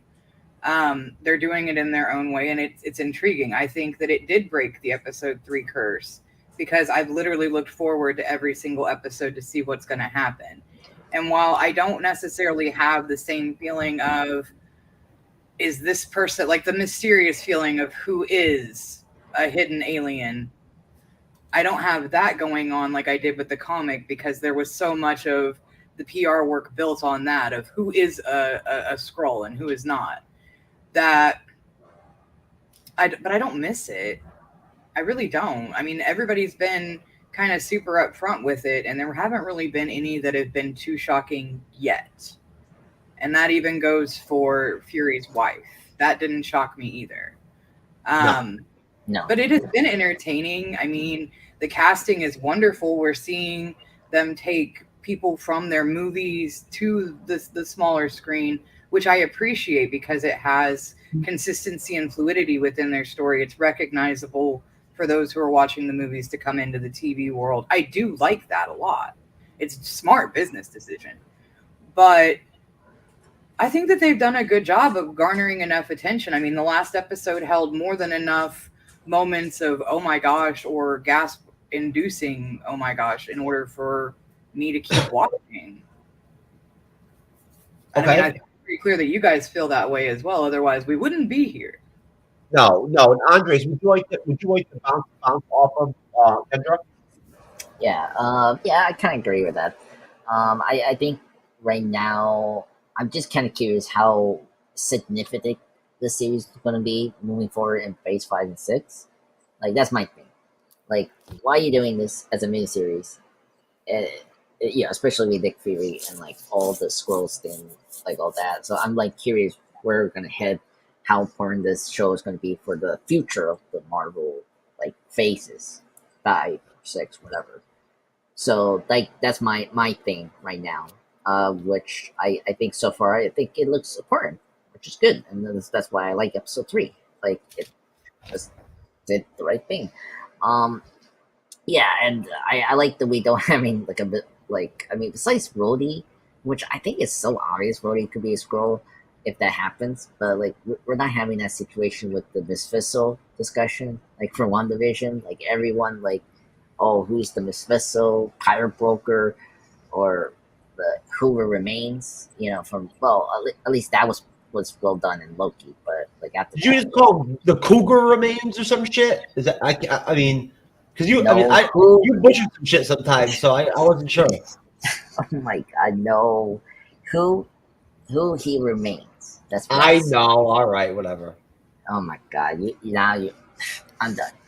That's all I have to say. I'm just messing with you because of your bullshit with the Croat earlier. That's all.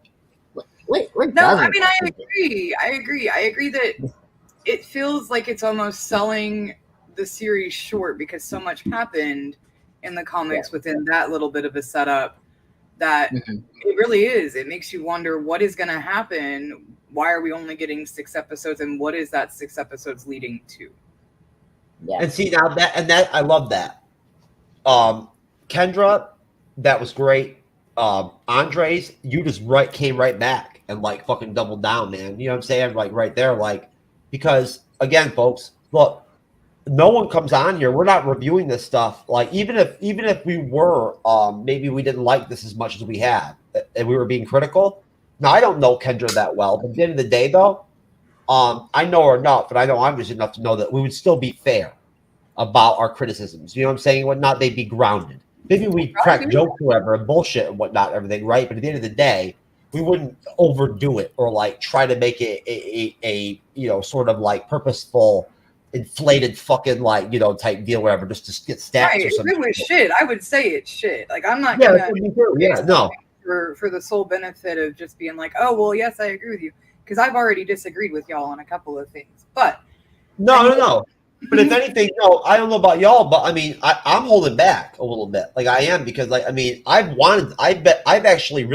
really enjoyed Secret Invasion. I think it's really good.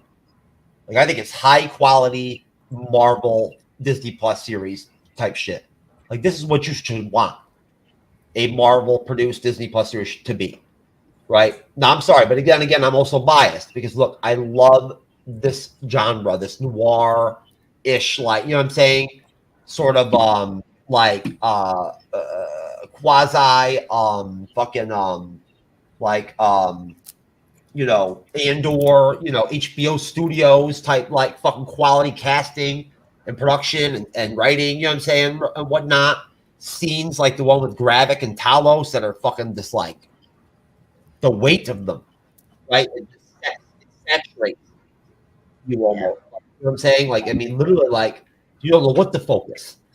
Like the background, the fucking dialogue. Like, I mean, you know what I mean? Like, I mean, I'm not, we didn't get that last year from any of the Disney Plus series we got. There was nothing like this there was nothing that came out Disney Plus Marvel wise last year, series wise, that even touches the level of professionality, just sheer fucking professionality, right? And creativity at an adult level.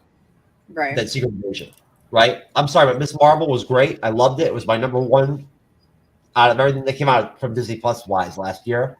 But Miss Marvel ain't got shit out of the first 2 episodes of Secret Invasion, bro. So I'm sorry, but just don't. I mean, no, but you guys tell me. You're making great points. No, Andres, hold on 1 second. I'll go right to you. You're making great points, and you make great points in terms of the fact that Andre's questioning. Okay, so where is this going to fit? in what way is this going to be a building block? In what direction? This going to be a pebble, or is this going to be a rock?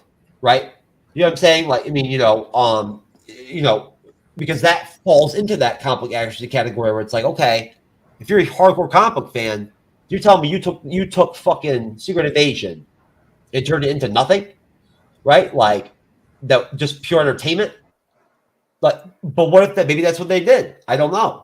And then we also have the reality, as Kendra pointed out, that look, the casting is excellent, right? Like literally, it is fucking epic, right? Like who they have in this series, these actors and actresses are like high level, right? And Marvel Studios just continues no matter what. Say what you want about their shit, they just keep on fucking all the big name actors, the actors and actresses want to work for them.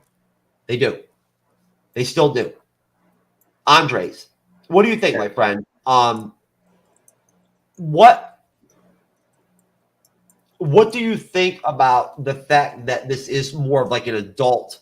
And I mentioned Andor just because that's simple for me, but this is almost like an HBO Studios quality level. This reminds me of WandaVision in a way. All right, I'm trying to find something to connect to it, Disney Plus wise, series wise.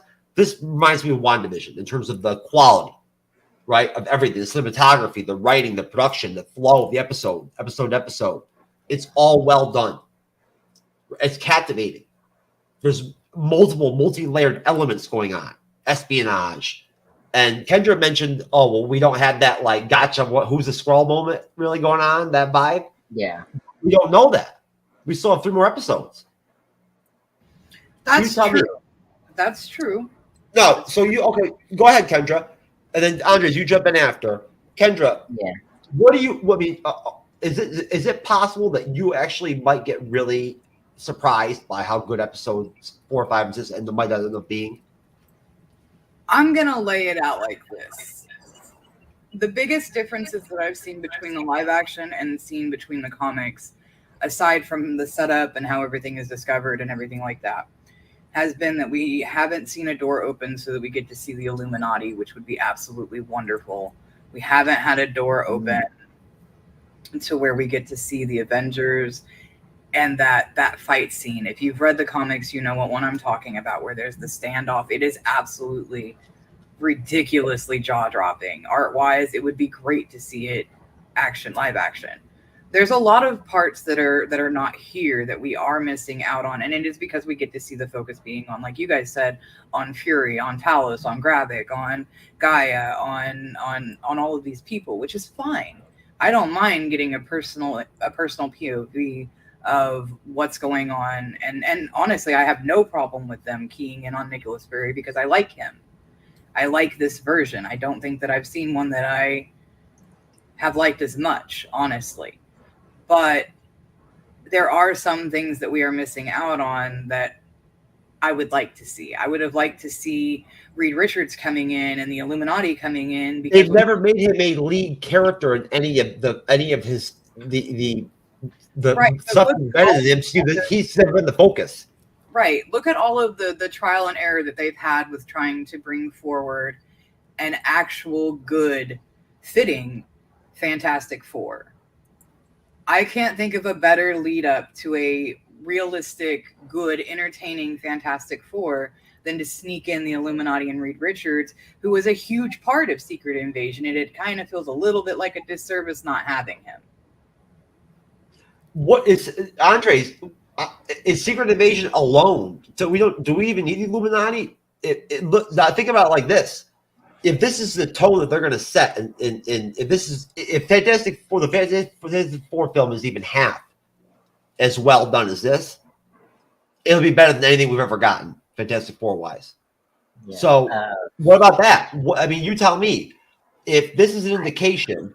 Because let's be honest here again, the Skrulls originate from the Fantastic Four, right? They do. That's where the Super Skrull stuff comes from. It's all based off them. Andres, what do you think? Do you think you could be impressed by what we might get by the second half of the season or the series? And then what if this hypothetically, What if this is sort of an indication of where the Fantastic Four might go? That's way long the road. I don't know what they're gonna do with Fantastic Four, because the thing with Fantastic Four, we got the Kane stuff, so I don't know if they want to pour more emphasis with Kane and the Fantastic Four over the Skrulls. So but if we get a sequel, like I'd be happy to have the Skrulls in the sequel. So it makes sense. Because especially Super Skrull, we're getting this series, that'd be good for the sequel for Fantastic Four or whatever. My thing, so again, I don't want to go back to my host who does assist in the internet.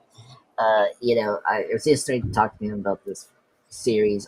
He thought it was very boring. Like, he really liked Olivia Colman's character more, particularly her dialogue.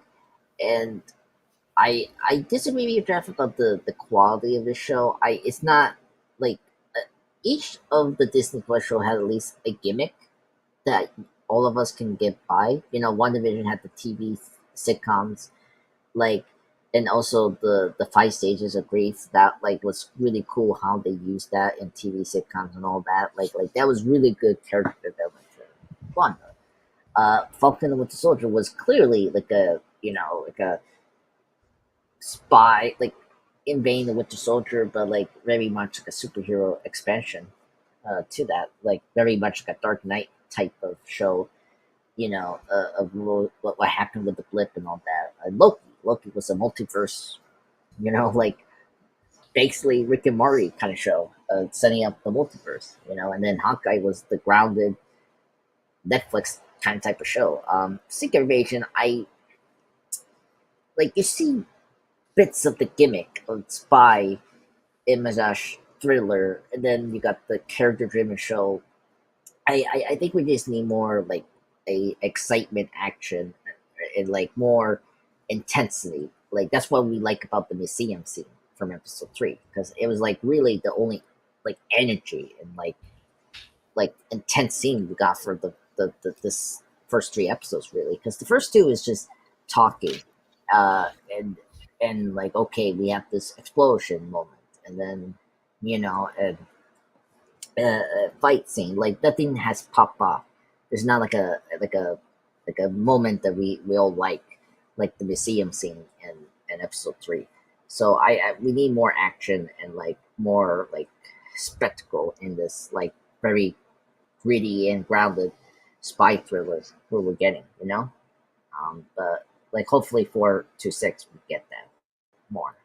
So I'm excited to see where the President car ambush, and of course seeing Havoc using his Super Skrull powers, that's things we need more of that spectacle in the show for me, to say that it's high quality, Yeah. No. And Kendra, looking back and reflecting on episode 3,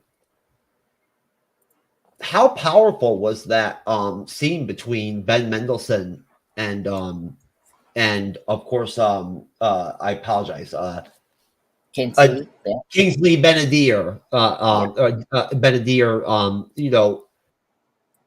I just watched Rogue One the other day, right? And I forgot Ben Mendelsohn's in that too. Been outstanding in that too, right? That was I'm sorry, but again, I didn't see a Disney Plus series last year that had anything like that, of that kind of gravity.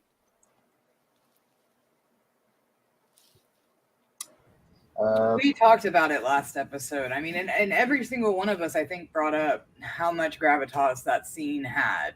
It showcased not only the pull that Gravik has, but it also showed you the level of absolute patience, dedication that Talos has, the reserve, because I would have been over that table and it would not have been with a fork. Definitely not. Well, I mean, Andre, is it Kendra? Is it Andres? Is it Andres? You first. Is it good enough if Secret Invasion just ends up being a building block that is in place to simply give the fucking fans something goddamn halfway decent to watch, that's entertaining and has some depth? right? To fucking reinstill some confidence again, some legitimate, tangible confidence across the board in the fandom to where we can kind of come back together, right? And have a couple, we got Guardians 3. Now we're getting this, right? I have to believe Loki season 2 is going to be fucking good, right? It's got to be. It has to be. We're going to review it. I know I'm gonna pay Kendra to come back to review that one, right? If I have to. Andres, you'll just do it anyway. But or you'll just do it if I tell you that Kendra's going to be there. No, he won't. See, thank you for the no, because I already knew that was coming. No, he won't. I can't even get him to say hi to me. So I'm lucky that he'll even have a banter tit for tat with me. Yeah. Yes, professional. Why don't you give a girl a call? What's up? Right. At least say hello. Oh my God. You can just ask me. I'll tell you what she'd like to talk to you personally. Yeah, she's actually very, very fun and like very. Yeah. Well, I'm not coming after your dick. I just want a hello. Well, I'm trying to think a good podcast collaboration. Of her. So I'm thinking hard to think what kind of topic we could discuss in my podcast. So that's my thing. I think it should be heavily adult themed. Hold on, Jeff. Andre, hello. Yeah. Hello. Hey. How is your day? Yeah, it was good. I had done 2 podcasts in a row, which is crazy on Monday. So it's that simple, love bug. Hi. Yeah. Have a conversation. Just say hello. Yeah, exactly. So anyway, look, I'm a bit busy. There's just a lot of commotion in my house. I don't have time for social interactions with my friends, colleagues, whatever you want to call yourselves. All right, okay. So, Andre, are you enjoying the reviews with the great team that we've managed to all come together and have so far? Which we're also going to have a couple of new people coming on too. Actually, we have a young member of our panel coming on. We have Nate the Great. You guys have not met yet. That's actually only 22 years old. He's a baby, right? And he's my boy. As crazy as it is, I met him when he was 18 years old in content creation, right? I've known him for that long, and that's why he's Nate the Great. And he'll be on the panel this Wednesday, along with Rico. He'll be back. Hopefully, he will not bring with him the the trench, the Mariana Trench dimension vibe again. Well, just remind him to bring his headphones. I'm going to Punta Gorda tomorrow to his shop or whatever, whatnot, to like make sure his stuff is straight. If I have to give him equipment, I'll give it to him. I already told him. No, remind him about the headphones. That's it. No ultrasounds needed. I will. Thank you for mentioning that to me, Andres. The headphones probably would make the biggest difference. But no, you tell me, Andres. Are you enjoying the camaraderie and the rapport that we're developing and whatnot, like as a group and whatnot during the reviews? Yeah. I think we're having fun. I think we've been very civil with the series. I mean, at least the series in it, this series it's fine. We discuss it very civil. I don't think it crossed the line like certain Disney Plus shows have done. So like She-Hulk, I think we can all agree She-Hulk was not pleasant, So that was toxic. Yeah, exactly. So yeah, it hasn't been like that. So it's been fun. So it's been good. I'm very happy discussing these reviews, and I'm just hoping this series land good. That's the thing. And because I don't want a civil war between us. Well, no, there never will be, for one thing. And Kendra, just to be clear, Andres basically he sort of like instigated almost along with and this sort of fueled me in our first episode ever of the because you are now the first person of the first creator / guest / human being other than me and Andres to be on the MCU Bleeding Edge Report. That's where I titled the Monday show. So congratulations. He sort of interjected from jump us actually mentioning and talking about content creation sometimes during the shows, like what it's like being on the shows and whatnot, like how we feel, what we think, like what our process is like certain concepts and stuff and whatnot. And so in that down that in that category or in that realm, what's it been like for you? Like, I mean, I know for me, for instance, I've enjoyed reviewing different series with people, right? Like, you know, with the same people, like reviewing like something like the House of the Dragon, right?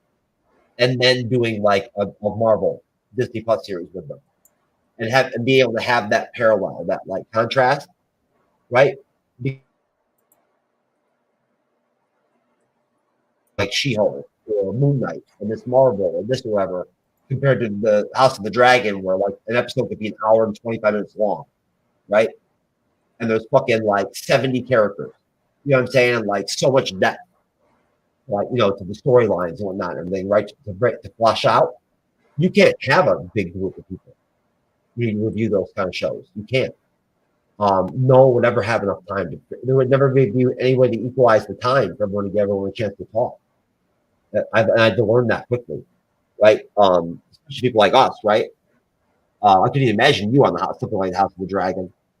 You'd be like Andre's with the tangents, right? I was about to say, if you think 30 minutes is a long run. I'm just kidding. No, but you tell me, what have you taken from it so far? About the process. I mean, I know you like this kind of stuff. Like, you know, go meta with me here a little bit.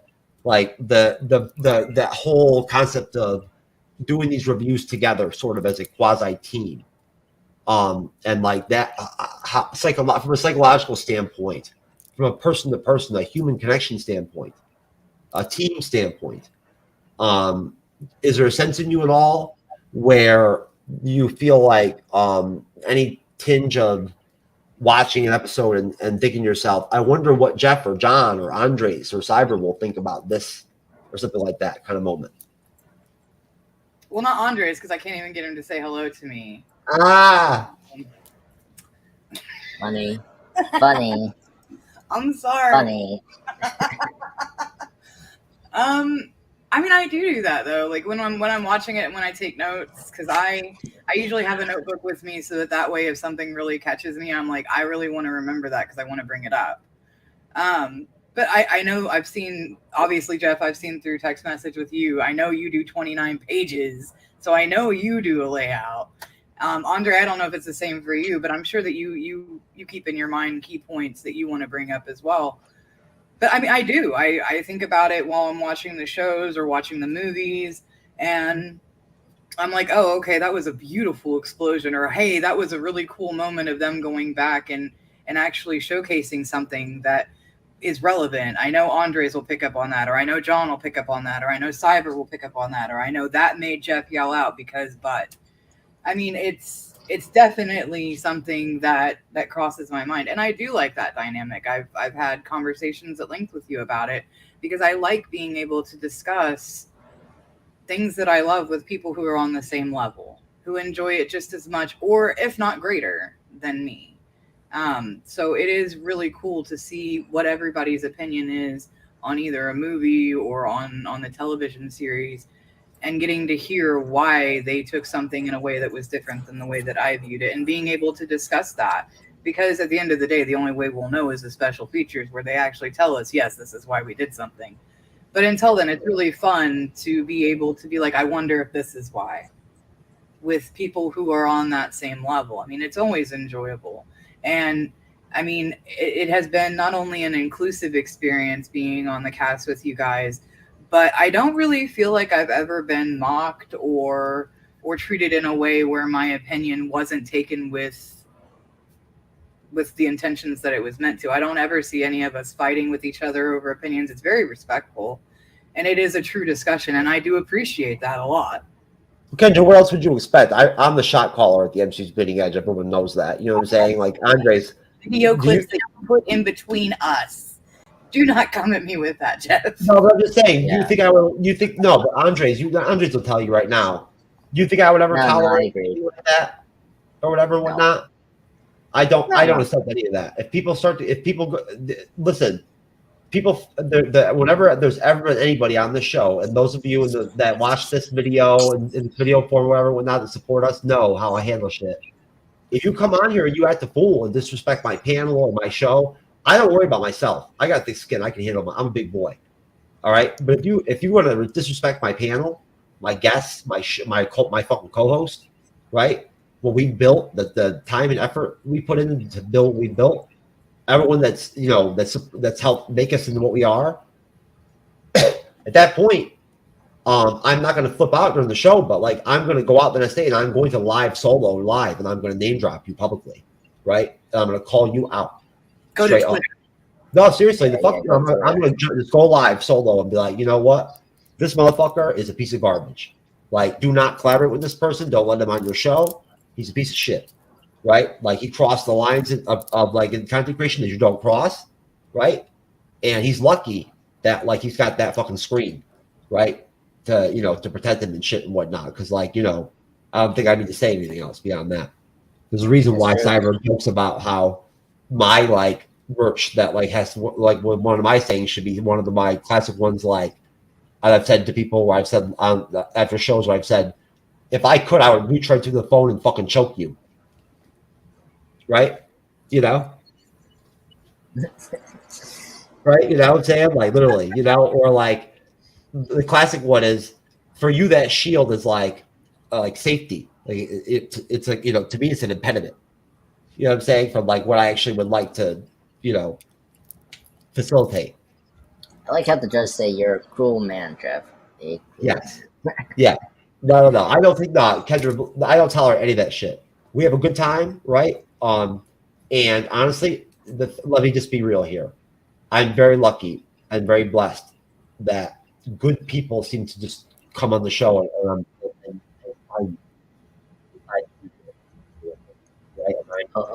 You went away, Jeff. Right? You know what I mean? Like,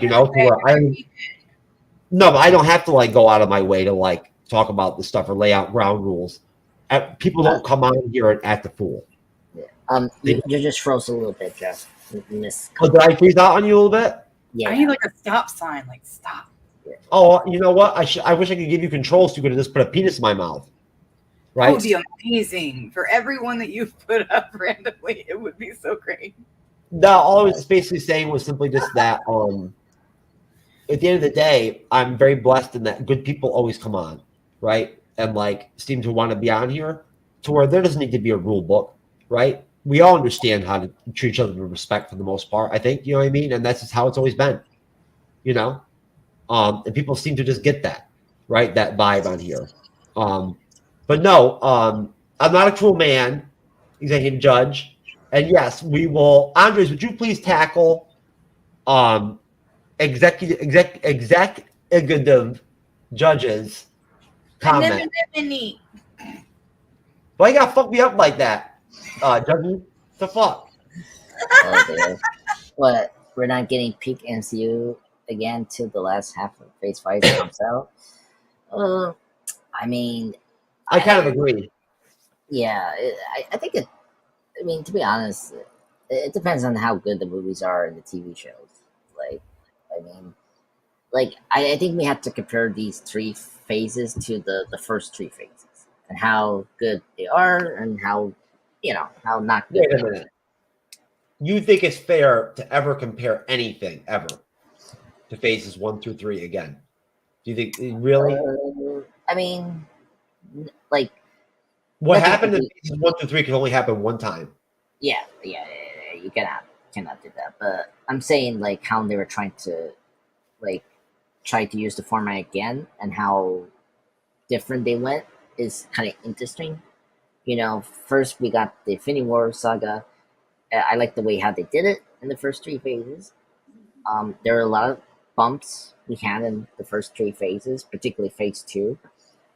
But compared to this, I mean, like phase 4 was a little rough for a lot of people. I'm curious where phase 5 is gonna be. I mean, right now the writer's strike is still going on. I don't know what's going on right now. Well, on paper, there's some really good shit there. Yes, in paper, but at the moment, you don't know if they're good. That's the thing. It's like I don't know if Deadpool 3 will be good. I'm going to the movie theater to see Deadpool 3. I've never seen a Deadpool movie in the theater. I'm going to see Deadpool 3 in the theater. Oh wow! Okay. Right? I didn't see this. I have to anyway now because we'll be reviewing it, right? And hopefully you two will both be there. But Yeah, no, but I'm seeing that. I'm telling you right now, I don't see how they can go wrong. Kendra, I feel like for me, I don't know that I was ever really fully cognizant or able to like make myself aware or like really understand that after Endgame, I knew there was going to be a reset. We all did, Andres, right? We all knew there was going to be turnover. That's a part of the deal. And this connects to good points you both made earlier that Kendra heavily made about the fact that, look, unless you're a fucking retard, right? Like, I'm pardon my French. I'm sorry about Kendra. I did not mean to be disrespectful like that. I apologize. You're fine. Unless you're riding the blue bus and shit. You feel me? I mean, at that point, then I would hope you would grasp whether you read comic books or not. And of course, at that point you do get the Danny award at that point also, which to give back. But anyways, no, but literally to not realize that it's already hard to translate the comic books into cinematic, version anyway. It's not easy. It isn't just it's not something that's perfect, a perfect fit. We all get that, right? Now, Kyle on True Believers made a good point. He's a comic book accurate guy on their show. He said him and I talked personally about this, and there was no quandary about this, no big conversation. Anybody that read the comics had to know. When we know they were doing 6 episodes, a limited series, we were not going to get Secret Invasion, right? It wasn't going to happen. Right there. So, and not only that, a lot of the characters, the superheroes that are in Secret Invasion aren't even in the MCU yet, if they ever will be or not, right? And that's the biggest element that's missing. In the comics, the whole aspect of the Secret Invasion that makes it so big is that it has to do with all the big superheroes, all the Avengers, the Reserve Avengers, right? Which was like 1,700 of them, Seriously. That's true. So, yeah, I want to pick on that because, I mean, the producer said it out loud. It's a loosely based on Secret Invasion. It's not a comic faithful version. There's a difference between comic faithful adaptation of the Secret Invasion to a lucid based version of this story that we know. They just probably take the title of it and using elements of the scroll stuff and run with it to ritual themes they're trying to do here. We don't have a lot of the heroes because they haven't been in the MCU, despite Phase 4 jam-packed. No heroes.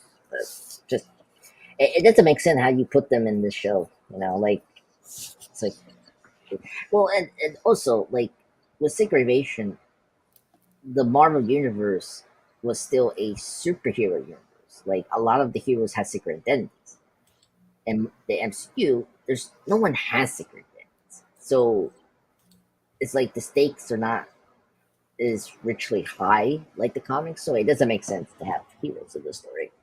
So it doesn't make sense. My thing is just wait and see where the story is going to end. If it's important, okay, it's good. I like it. But if like I because the next thing we're gonna get when Nick Fury is the how does this tie into the Marvels, Andres? Kendra, how does this even tie? I don't get it. How does this even tie into the Marvels? What is the connection? What is this? I don't see it. I don't know. I don't know either. It's only Nick Fury and the ship, the station that we saw in the trailers. That it's mentioned briefly in the first episode. But I don't know. It's weird. I guess if maybe the twist is that Mary Kravitz could work in the Kree. I mean, the Kree is the other enemy that the Skrulls are facing. If I'm correct, haven't they already said officially that Fury and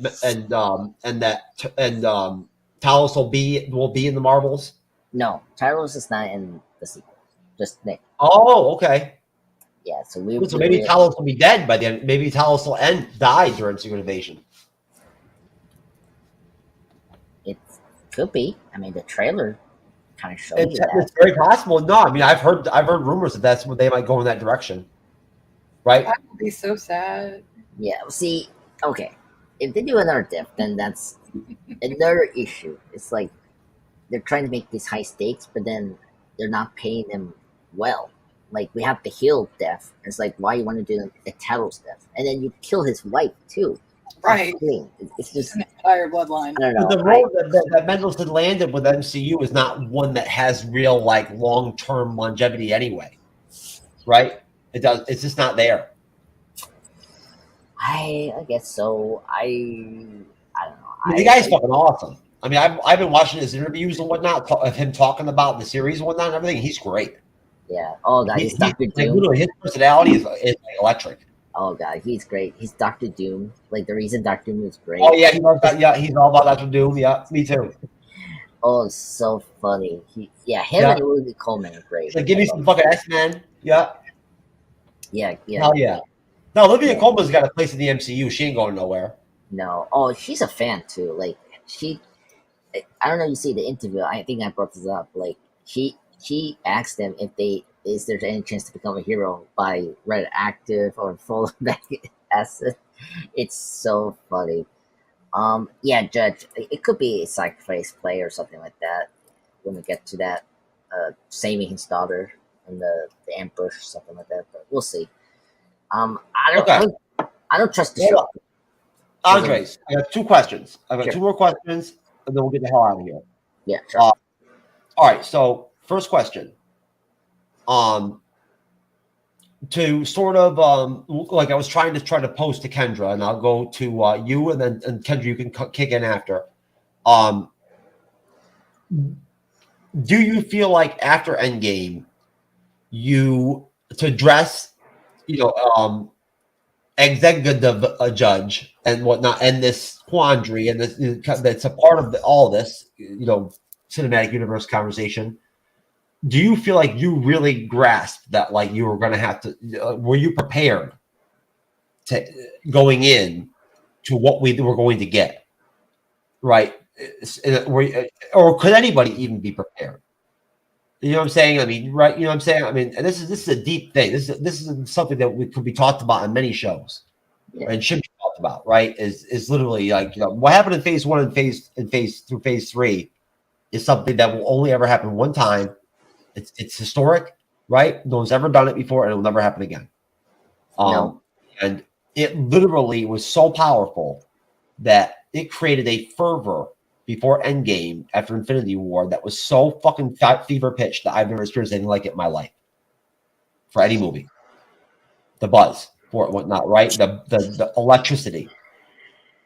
Do you feel like you Andres, like you felt like you really were prepared to accept and realize that you were not going to get anything even close to what we fucking got there in like phase 3, for instance, right? I mean, no, phase 3 is the main. No, I'm just saying. So I mean, and then because I was not prepared. I think I was overly critical probably when I first reviewed some of the stuff that I first reviewed in phase 4 and whatnot, everything, because I was just like, everything to me was about phases 1 through 3. Yeah. Well, look, phase 4 had us bumped. You have to realize that we were hit by the pandemic. So a lot of the productions and everything had to push back. And foremost, we had to bring out there were a couple of deaths that happened, Audrey, you know how much less laid I got during fucking the pandemic? Oh yeah, I probably mentioned that. But that's good. You'd be healthy. You don't need that. Sorry, sir. I guess. So, but going back to seriousness, like we lost 2 amazing actors. Chadwick Boseman passed away so suddenly. This was very sad. Hit home to me now. Hey, Andres, I really appreciate you dropping that fucking hardcore downer on me right there. I was laughing and shit with Kendra and shared a moment and whatnot, and then you had to make me had to slap me with some fucking Chadwick Boseman shit on my ass. Appreciate you. I'm so Thank happy. You, bro. Thank you. No worries. I'm so happy about that. Anyway, I'm joking. I'm sorry. Sorry. But yeah, so we had to bring out the Chadwick Boseman death, and William Hurt's death was also shocking. As well, the actor that played General Ross from The Incredible Hulk. So there was a lot of just unexpected things for the Marvel Cinematic Universe for Phase 4.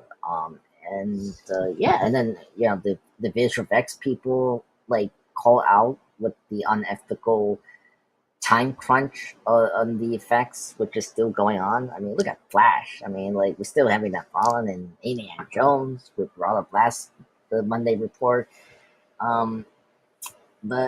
But same time, you still have to have faith with Marvel Studios. Marvel Studios are way smarter than some of the other studios. Like, let's compare that to Warner Brothers.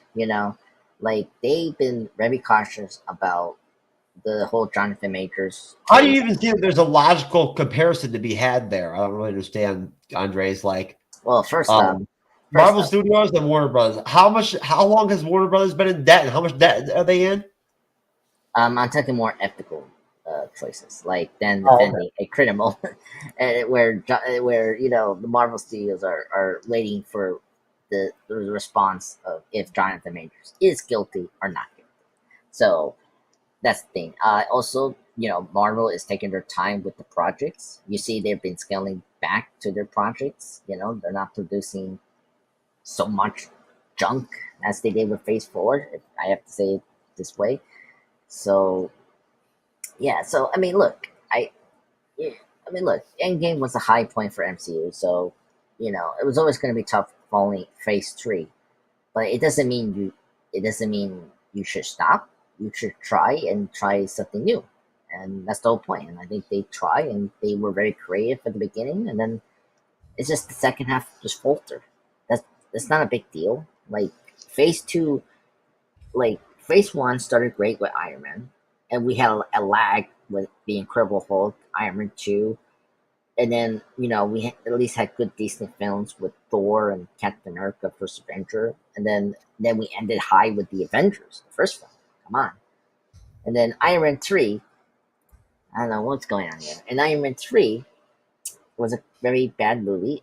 Like the end show. You're right.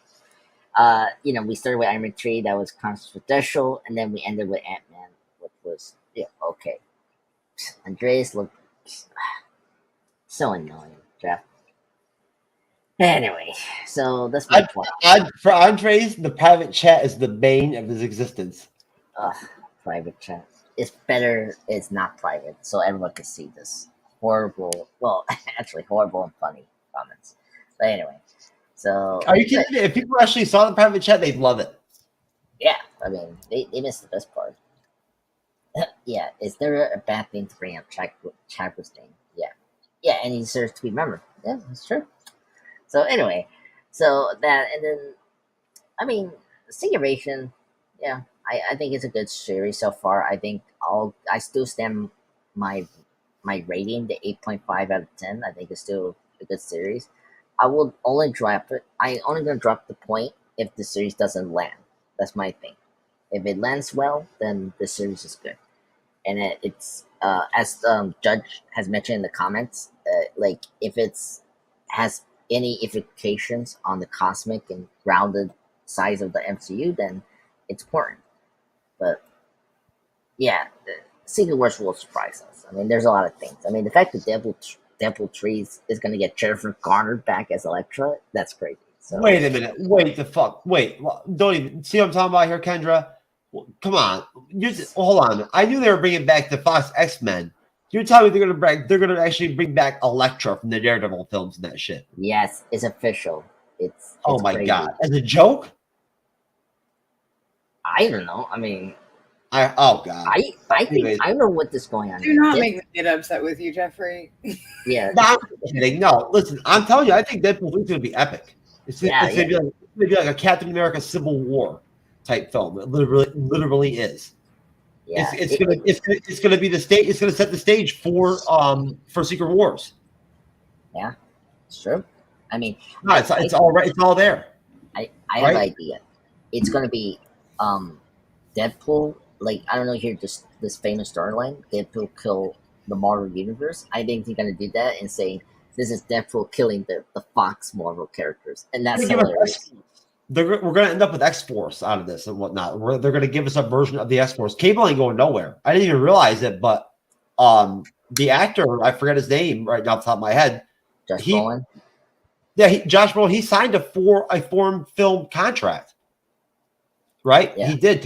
I didn't know that until a couple months ago. I didn't even realize that. I always wondered. He did. He signed a 4-film contract to play Cable, right? So he still has 3 projects, 2 after Deadpool 3. So obviously, like they have a use for him, right? Like, hint, hint. Coincidentally, that we're waiting for the X-Men and mutants, and right, you know what I'm saying? Like, I mean, Cable's a mutant, right? So, like, I mean, oh man, I totally forgot about the Elektra thing. Like that was something we couldn't discuss. But I mean, well, but you guys tell me, Kendra. I think that Executive Judge makes a really good point. Now, there's going to be stuff that we're not going to expect that's going to surprise the shit out of us in these final 3 episodes of Secret Invasion. If you had to, I guess, just throw something out there. Well, if you had to speculate, what's one kind of like, out of the left field kind of thing you think might fucking happen? Is there a certain character you think might pop up? I guarantee you we're going to get at least one new. There's some big name character from the MCU is going to pop up in some kind of cameo or something. Really, I mean, there's a lot going to be. They're going to pack a lot of shit. I think episode 3 was set up purposely as not as a filler, as like sort of a take the spotlight off of the Fury, right? It kind of advanced the story itself and like the plot itself and for the series, and also the secondary character arcs, right? Like Gaia, for instance.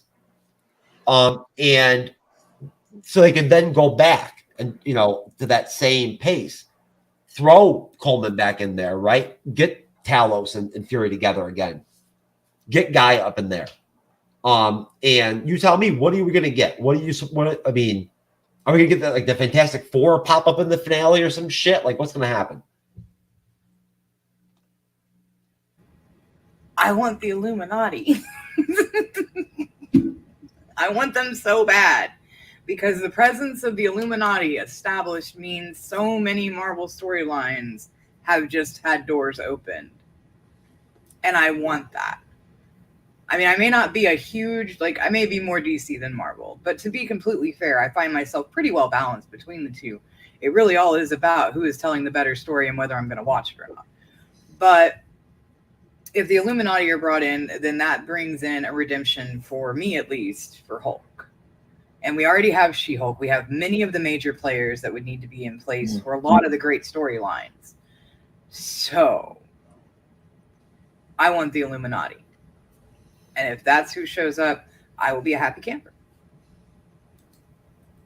Yeah. Thank you very much, guys. I appreciate that, DC, Marvel. I know who you are. That's you, Andres, motherfucker. Yes, Cable's not going to be. Oh, so that means he has 3 films then left, or appearances, or whatever you want, since they have Disney Plus left on his contract. Now, Kendra, Yes. are you? Would you say that you're confident at all that you think that we have 3 better episodes in 4, 5, and 6 than we got in 1, 2, and 3 as we proceed in our reviews here on this Wednesday evening coming up? Like, where are you at with that? It's been a pretty good opener. Better than expectation for the first 3. But it really is all in about the finish. And especially in something that's such a short series. I mean, yes, you want to grab attention, and yes, you want to keep attention, but everything rides on what people will remember, and that's going to be how you close it. They've been tersely building things up. It's just they're doing it through character-driven storytelling. You know what I'm saying? That's we it. all love players, but it's going to be. I think that depending on how they go with it, depending on how they go with it and what happens and how our predictions come into play, I think they're going to do a good job. I'm excited just to see what they're going to do, because open doorways means that there is more coming, that there are things that they are going, or at least be tempted to do, which is only going to benefit fans. Okay. Andres, what do you think? Do you have any predictions on what might kind of just like out of left field? Are there any certain characters from the MCU either new ones or past ones that you think might pop up. Is speculative? Anything out there that you think might just that they're going to drop some shit on us? Yeah, That something's going to happen. It's going to really shock us or something. Yeah, I'm just thinking right now. Well, I wonder if maybe Nick's wife is maybe working with another organization instead of Kravik. Maybe she's like infiltrating Kravik's whole plan that he's preparing, and like she's working with the other scrolls that are trying to stop him. That could be a big surprise that she has become Nick Fury, the spy, as well. After he blipped for 5 years. The other one is Monica. Are we going to see Monica? Because like in the Marvels, we know she's working with Nick in the Sword Station. So I'm curious if we're going to see her in like a post-credit scene of something like her coming to help Nick, maybe in one episode or something like that. I'm kind of curious, or just a post-credit scene to set up the Marvels, maybe towards the end of the series. That'd be kind of neat. But I don't know about surprises or twists. We haven't seen her in so long, honestly, that if like some fucking random person just popped out and they said it was Monica Rambeau, I get a hard on. Yeah, right? I want to see her. I definitely want to see more of, like, that team up, and that'd be kind of cool. Yeah, and then maybe I don't know. This is out there. Maybe bring back Marie Hill. She's alive, and maybe the death was just just to be a Winter Soldier kind of fake out like Nick did. I mean, come on, Nick fake out his death so many times. I can. All right, I got a good one here. Mm-hmm. Now, I love Monica Rambeau so much that I created the Monica Rambeau Award, of course, folks. Now, the Monica Rambeau Award is an award I give out for every Disney Plus series for the standout secondary character of the series. The one that I feel like really breaks out or like even outshines maybe. Like that more headlining characters sometimes and whatnot, but at least like, really sets their own path or like, kind of stands out of the crowd. Maybe sometimes unexpectedly. Think a la John Walker, right? In Captain America Winter Soldier, who I thought was excellent, right? Excellent. Really, I did. But if you guys had to guess, Kendra, right now, after 3 episodes, who do you think you're going to end up giving your Monica Rambeau Award to by the end of the finale? It's Sonya. MI6 got it all day. All day. I don't believe you on that one. All day. What do you think, Audrey? Wonderful. Audrey, I want to hear yes. Yes. That's it. Hey, look, Sonya's great. That's the and Gravik is in the field because I mean, you know what I'm saying? I think he's the villain, but he's like a secondary character in a way. I would consider him someone I would give the Monica Rambeau Award to. Yeah, I think I liked him in episode 3, but not enough yet.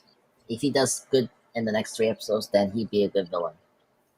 But, yeah, it's only 3 episodes. That's the thing. I mean, how much can he really evolve in 3 episodes?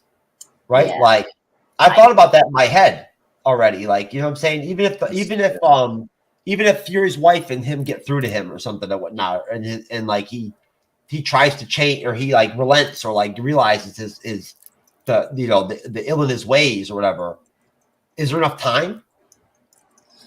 I think you could, like, with a very good like character development, like a good line or like a moment with your villain, then it could work. Like, look at Karak, like in the episode 4, like he had a conversation with Negan, and it was like a big pivotal moment, and you see how evil he was.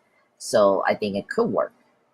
That's how the museum was for episode 3 for Telos for the series. Not for Kravik. I feel like, but yeah, it could work.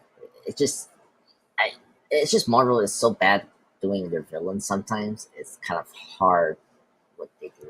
It's just always like they always have an afterthought.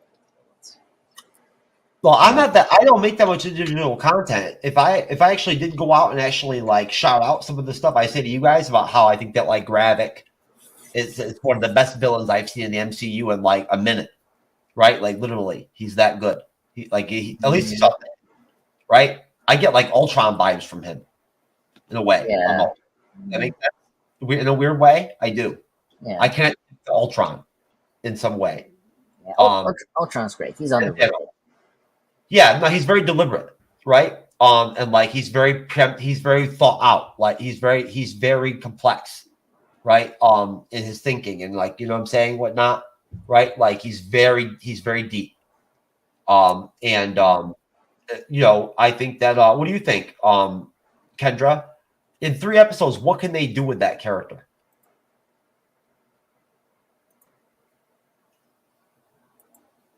The Sound of Silence?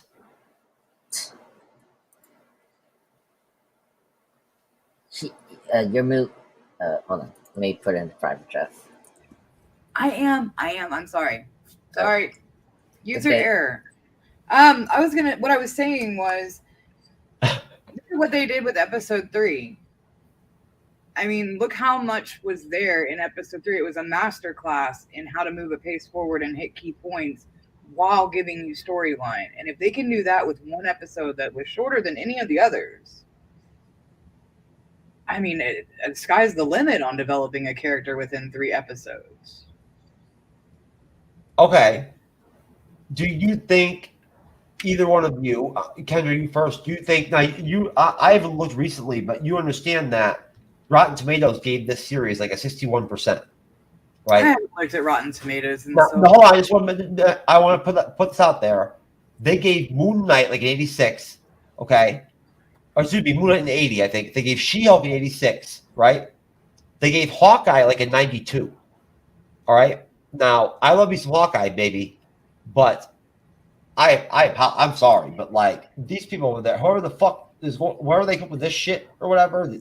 Again, Kendra, I don't care about that crap either. At one point, when we first started doing these shows, we'd bring it up and put it, we display it in the show and whatnot, and talk about it.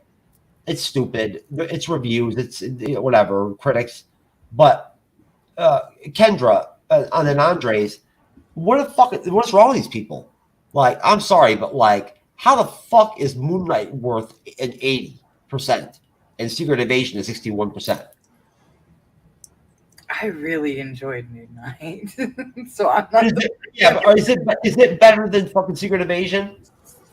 Yes, but that's is it? I have a massive love for Moon Knight as a character. But you know what though, and you know that, and I respect that. Yeah, like, the open door thing. It's the open door. Because Moon Knight, I would have never thought that they would have brought Moon Knight to a live action screen. I would have never thought that I would have gotten a halfway decent storyline. I would have thought that the acting selections would have been chaotic and not made sense to me at all. But I loved Moon Knight. Even with its inaccuracies, I loved it. Mm-hmm. So, I mean, but I don't trust Rotten Tomatoes. I think that it's up to the viewers themselves and the fandoms to figure out what they're willing to accept and what they're not. And sometimes they listen. Look what happened with the Sonic movie. Yeah. And we all have our own personal biases, like I already put out there and whatnot. I loved Andor for the same reasons why I probably like Secret Invasion. I like adult. I loved House of the Dragon. Reviewing it was like evolved me like deeply as like a creator, a moderator, right? Because it was that deep. Andres, what do you think? I'm sorry, but I don't care what happens in the next 3 episodes. All right, let's look at She-Hulk as an example. Do you believe She-Hulk should have an 86% over Secret Invasion getting a 61%?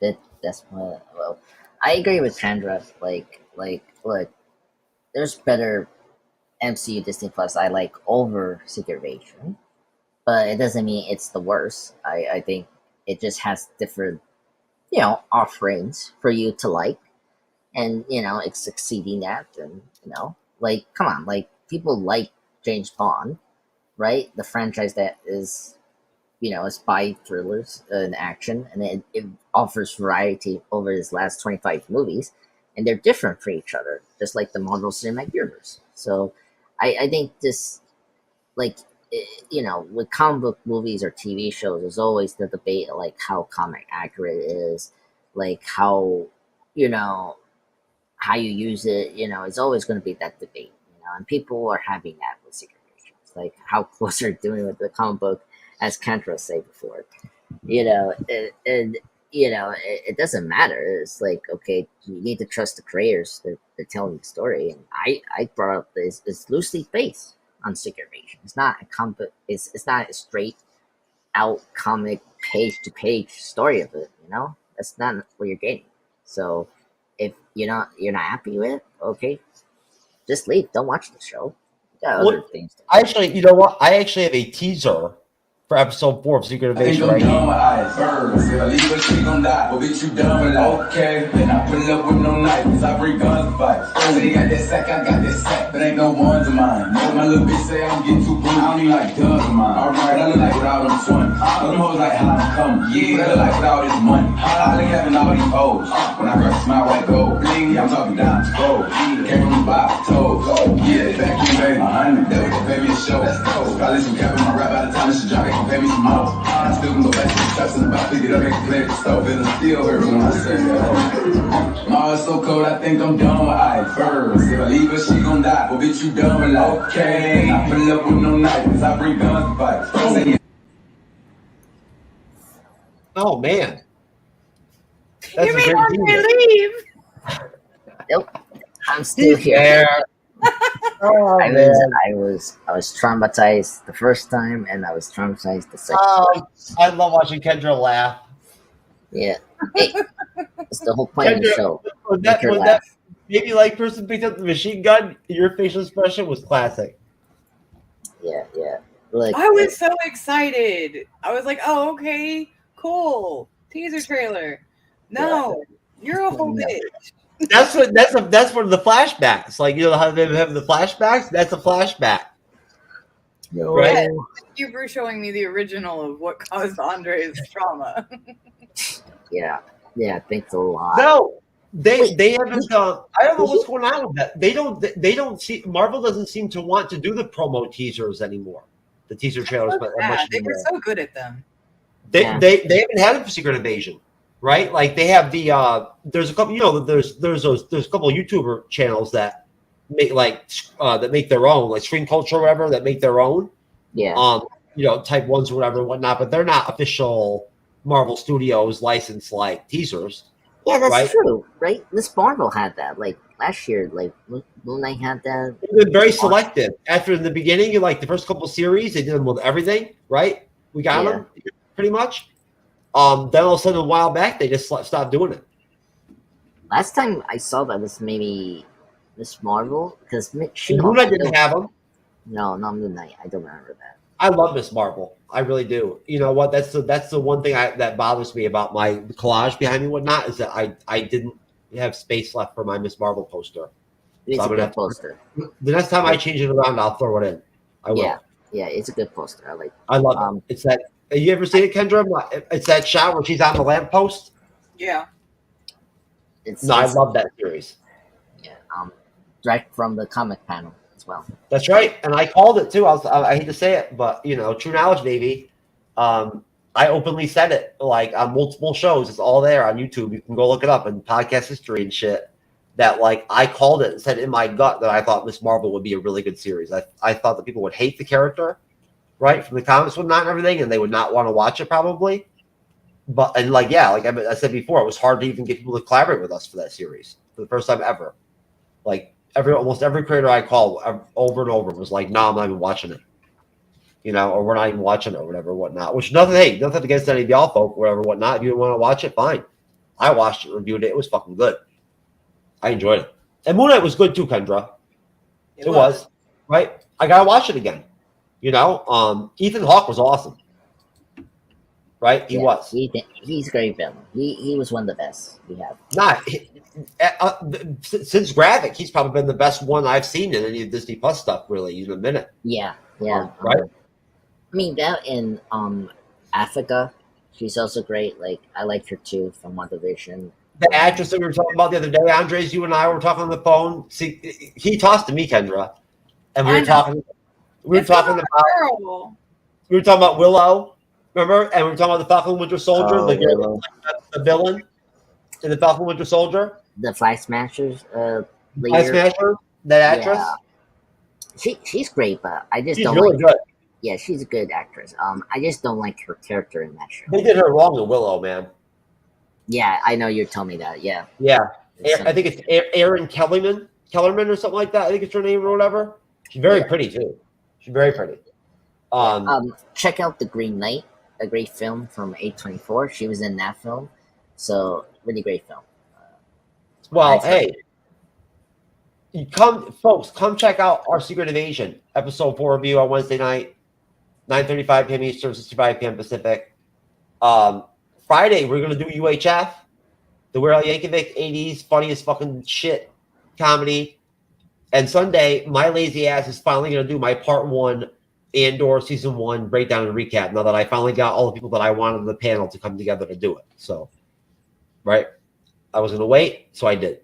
Either way, Andre, sir, I'm going to go ahead and pull up your stuff so we can do our plugs. And Kendra, my friend, you can just let me know what you'd like me to pull up, and I'll pull up whatever you want me to. Andre, let's pick one of his 17 podcasts or YouTube channels. Here, I sent a link to my first channel. Like look at that. Andre's so helpful. Yeah, private chat. Look at that. Bam. Yeah, I will discuss my second channel briefly. That's right. And folks, I'm going to be talking to Andres about this very promptly, about making sure that him and I get together on, as we talked about before, doing some giveaways to help him and Cyberneticshark get to 1,000 subs. Yes. Ooh, so you got to too. Yeah. So okay. So it's funny. I'm like ahead of Cyber. So just telling everyone there is just funny. So I'm up to 782 subscribers. Thank you everyone for supporting me. Just as always, hit that subscribe button and hit that like button. So recently I just posted my Flash spoiler discussion from Chris a couple of weeks ago. Put it on this channel. I already put it on the DC and Marvel Plus Talk for the DC Plus Talk podcast. I also did a special birthday tribute to one of our Robins, Burt Ward. His birthday was on last week, so that was great. I did that. This week with episodes, I'm gonna post a Ant-Man and the Wasp Quantumania spoiler review this Wednesday. Because I didn't post it on this channel yet, so it's a good time because I'm posting the worst superhero films of this year for 2023. So, and watch out for any top 10 Mission Impossible videos, because come on, Wednesday is the new Mission Impossible movie, so hopefully I can get a top 10 or a movie tribute for one of the Mission Impossible films or whatnot. Great series. Tom Cruise is amazing. So excited for the new Dead Reckoning film. But yeah, that's it. Again, thank you everyone for supporting me. I'm very grateful for you guys. Just support me along as I continue producing this awesome content for you guys. We gotta get you over that 1,000 mark before the end of the year, brother. It's gonna happen. I promise. We're gonna make it happen. Yes. Kendra, smart. Thank you so much for being such a good friend and such a wonderful guest, and good on the panel. It's been great collaborating with you and whatnot and everything. And honestly, it's nice to have you as a friend of the, I guess if you want to call it the program. Basically, Kendra is very multifaceted and very talented, and we'd have to do like 45 minutes just to plug all her shit. But I like the Joker is the first image you see. I was like, yes, this is my card too. There you go. Have at it. All right. So honestly, you can find me on Dark Knight News, doing reviews for Harley Quinn and the new Night Terror series, of which is on the screen. This week, sorry, I've slept. This week I got to do Night Terrors, the Joker #1, which is all about the new villain that has come in to the DCU called Insomnia, who has struck both heroes and villains into their nightmare worlds in which they can't escape, while he looks for the Nightmare Stone to become a part of our reality on a more consistent basis. I absolutely love the artwork that we're seeing on these. The Joker, you've got all kinds of talented artists that are coming on. My favorite, of course, is the Ryan Brown, which was the one that was up there at the top. I love to read comics. I love to watch comics.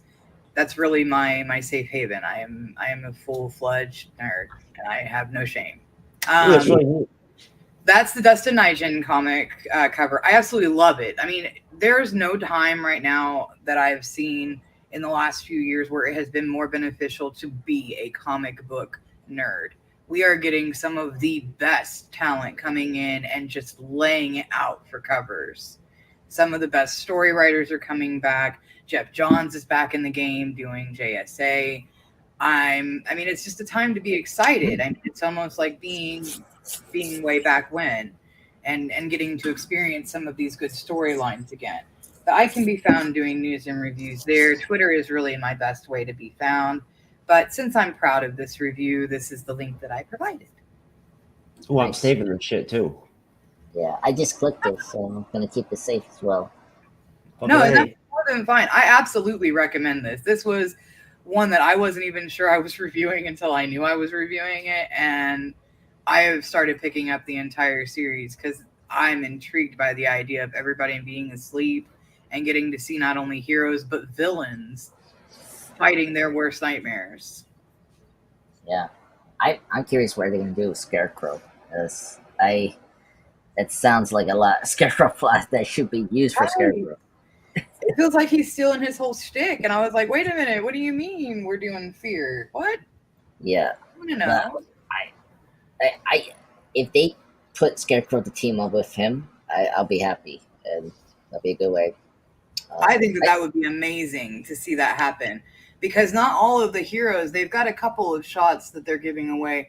The whole focus is going to be on Boston Brand, and he is going to be our protagonist on who the hero is. And I'm 100% behind that. I love his character, and I've been waiting on him to get a spotlight. So everything about this feels really, really intriguing and really fun. And of course, the artwork is to die for. So yeah, so far good. I like the art. Yeah.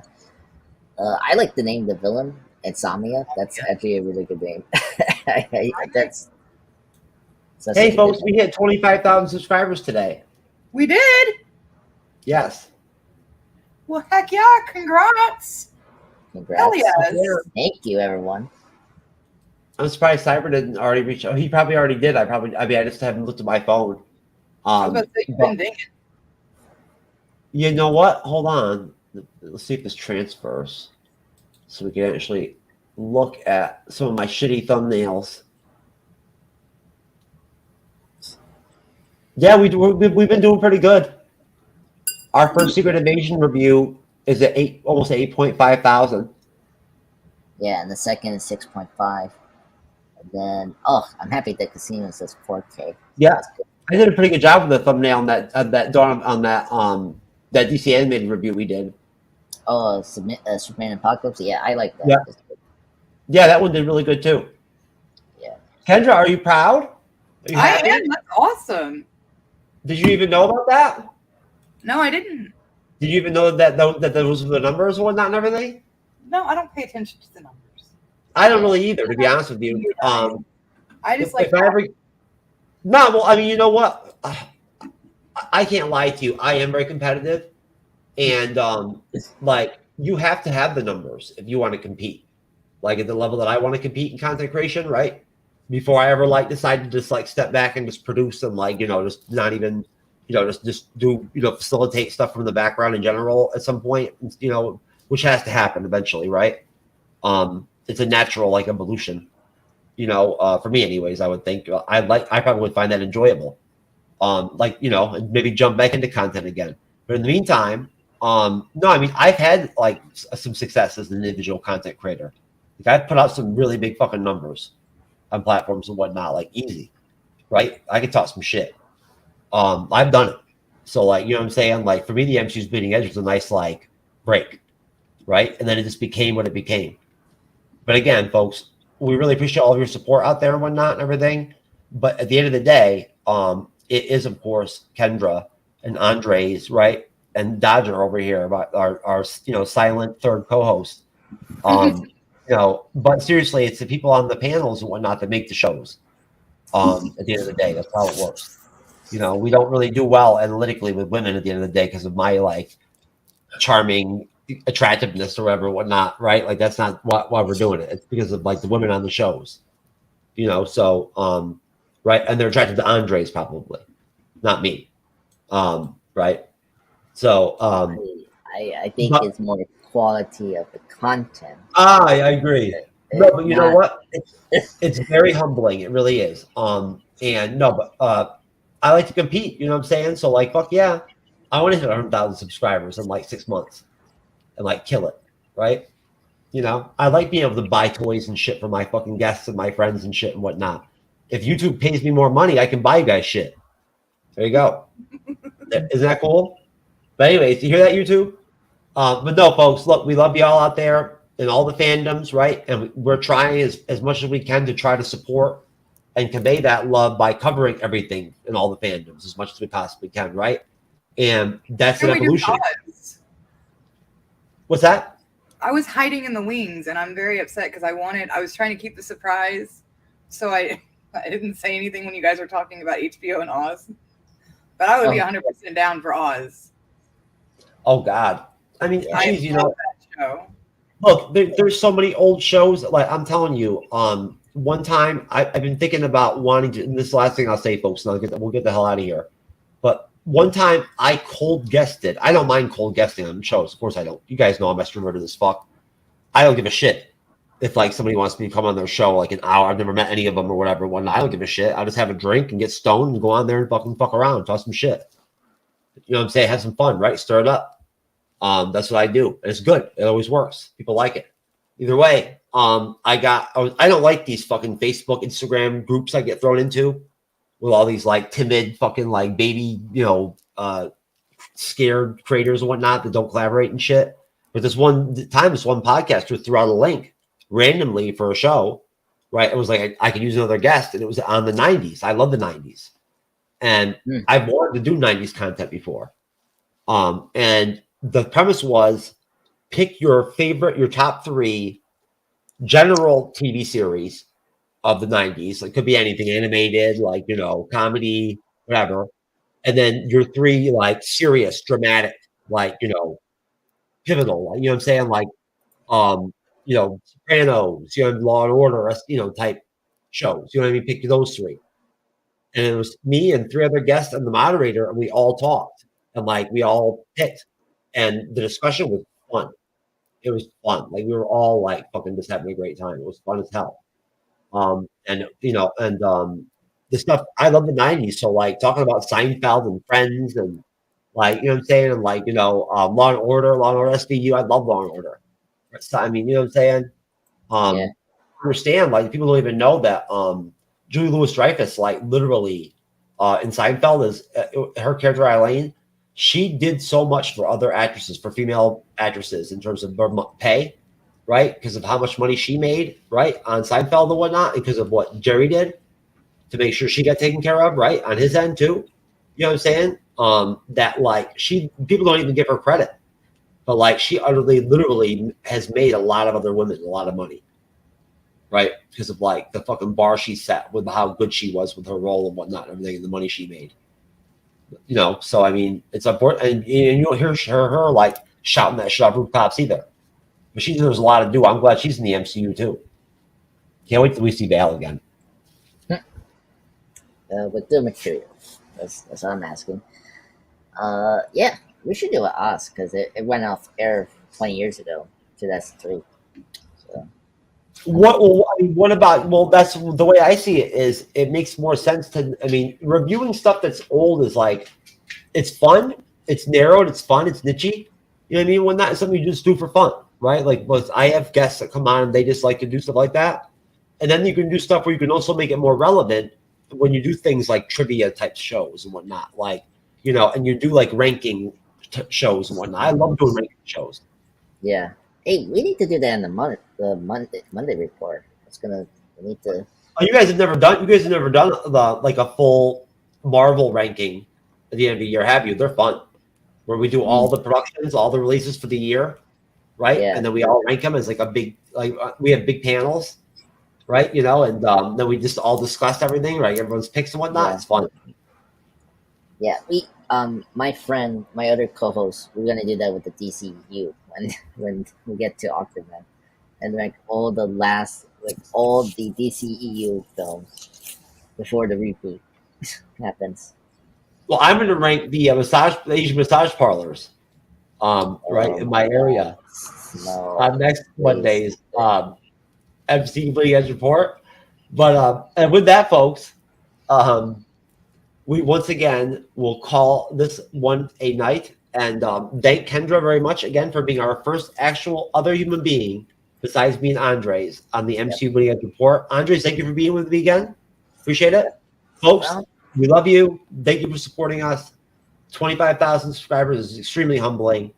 And we will see you next time. And you'll see all three of us on Wednesday night. So how about that? It'll be like deja vu, bitch. There you go. You know what I'm saying? Along with some baby leg, motherfucker. Baby leg, hang out to shit like Galaxy. Yeah. Someone at the door, John, now I'm here to stay. Tell me who the fuck gonna face the music. More brick laying, less screen time. Been cutting back on the daily usage. Long road for the road dogs, for the weird minds from the soapbox. Got BKTs on this bitch, so everybody getting rolled on, yeah. Yeah, everybody getting rolled on. Check artist credits on BMI. I'm just too kind to expose y'all. And I see a team with a ghost sign and question if y'all ever wrote songs. All enemies of mine, a band study, please don't.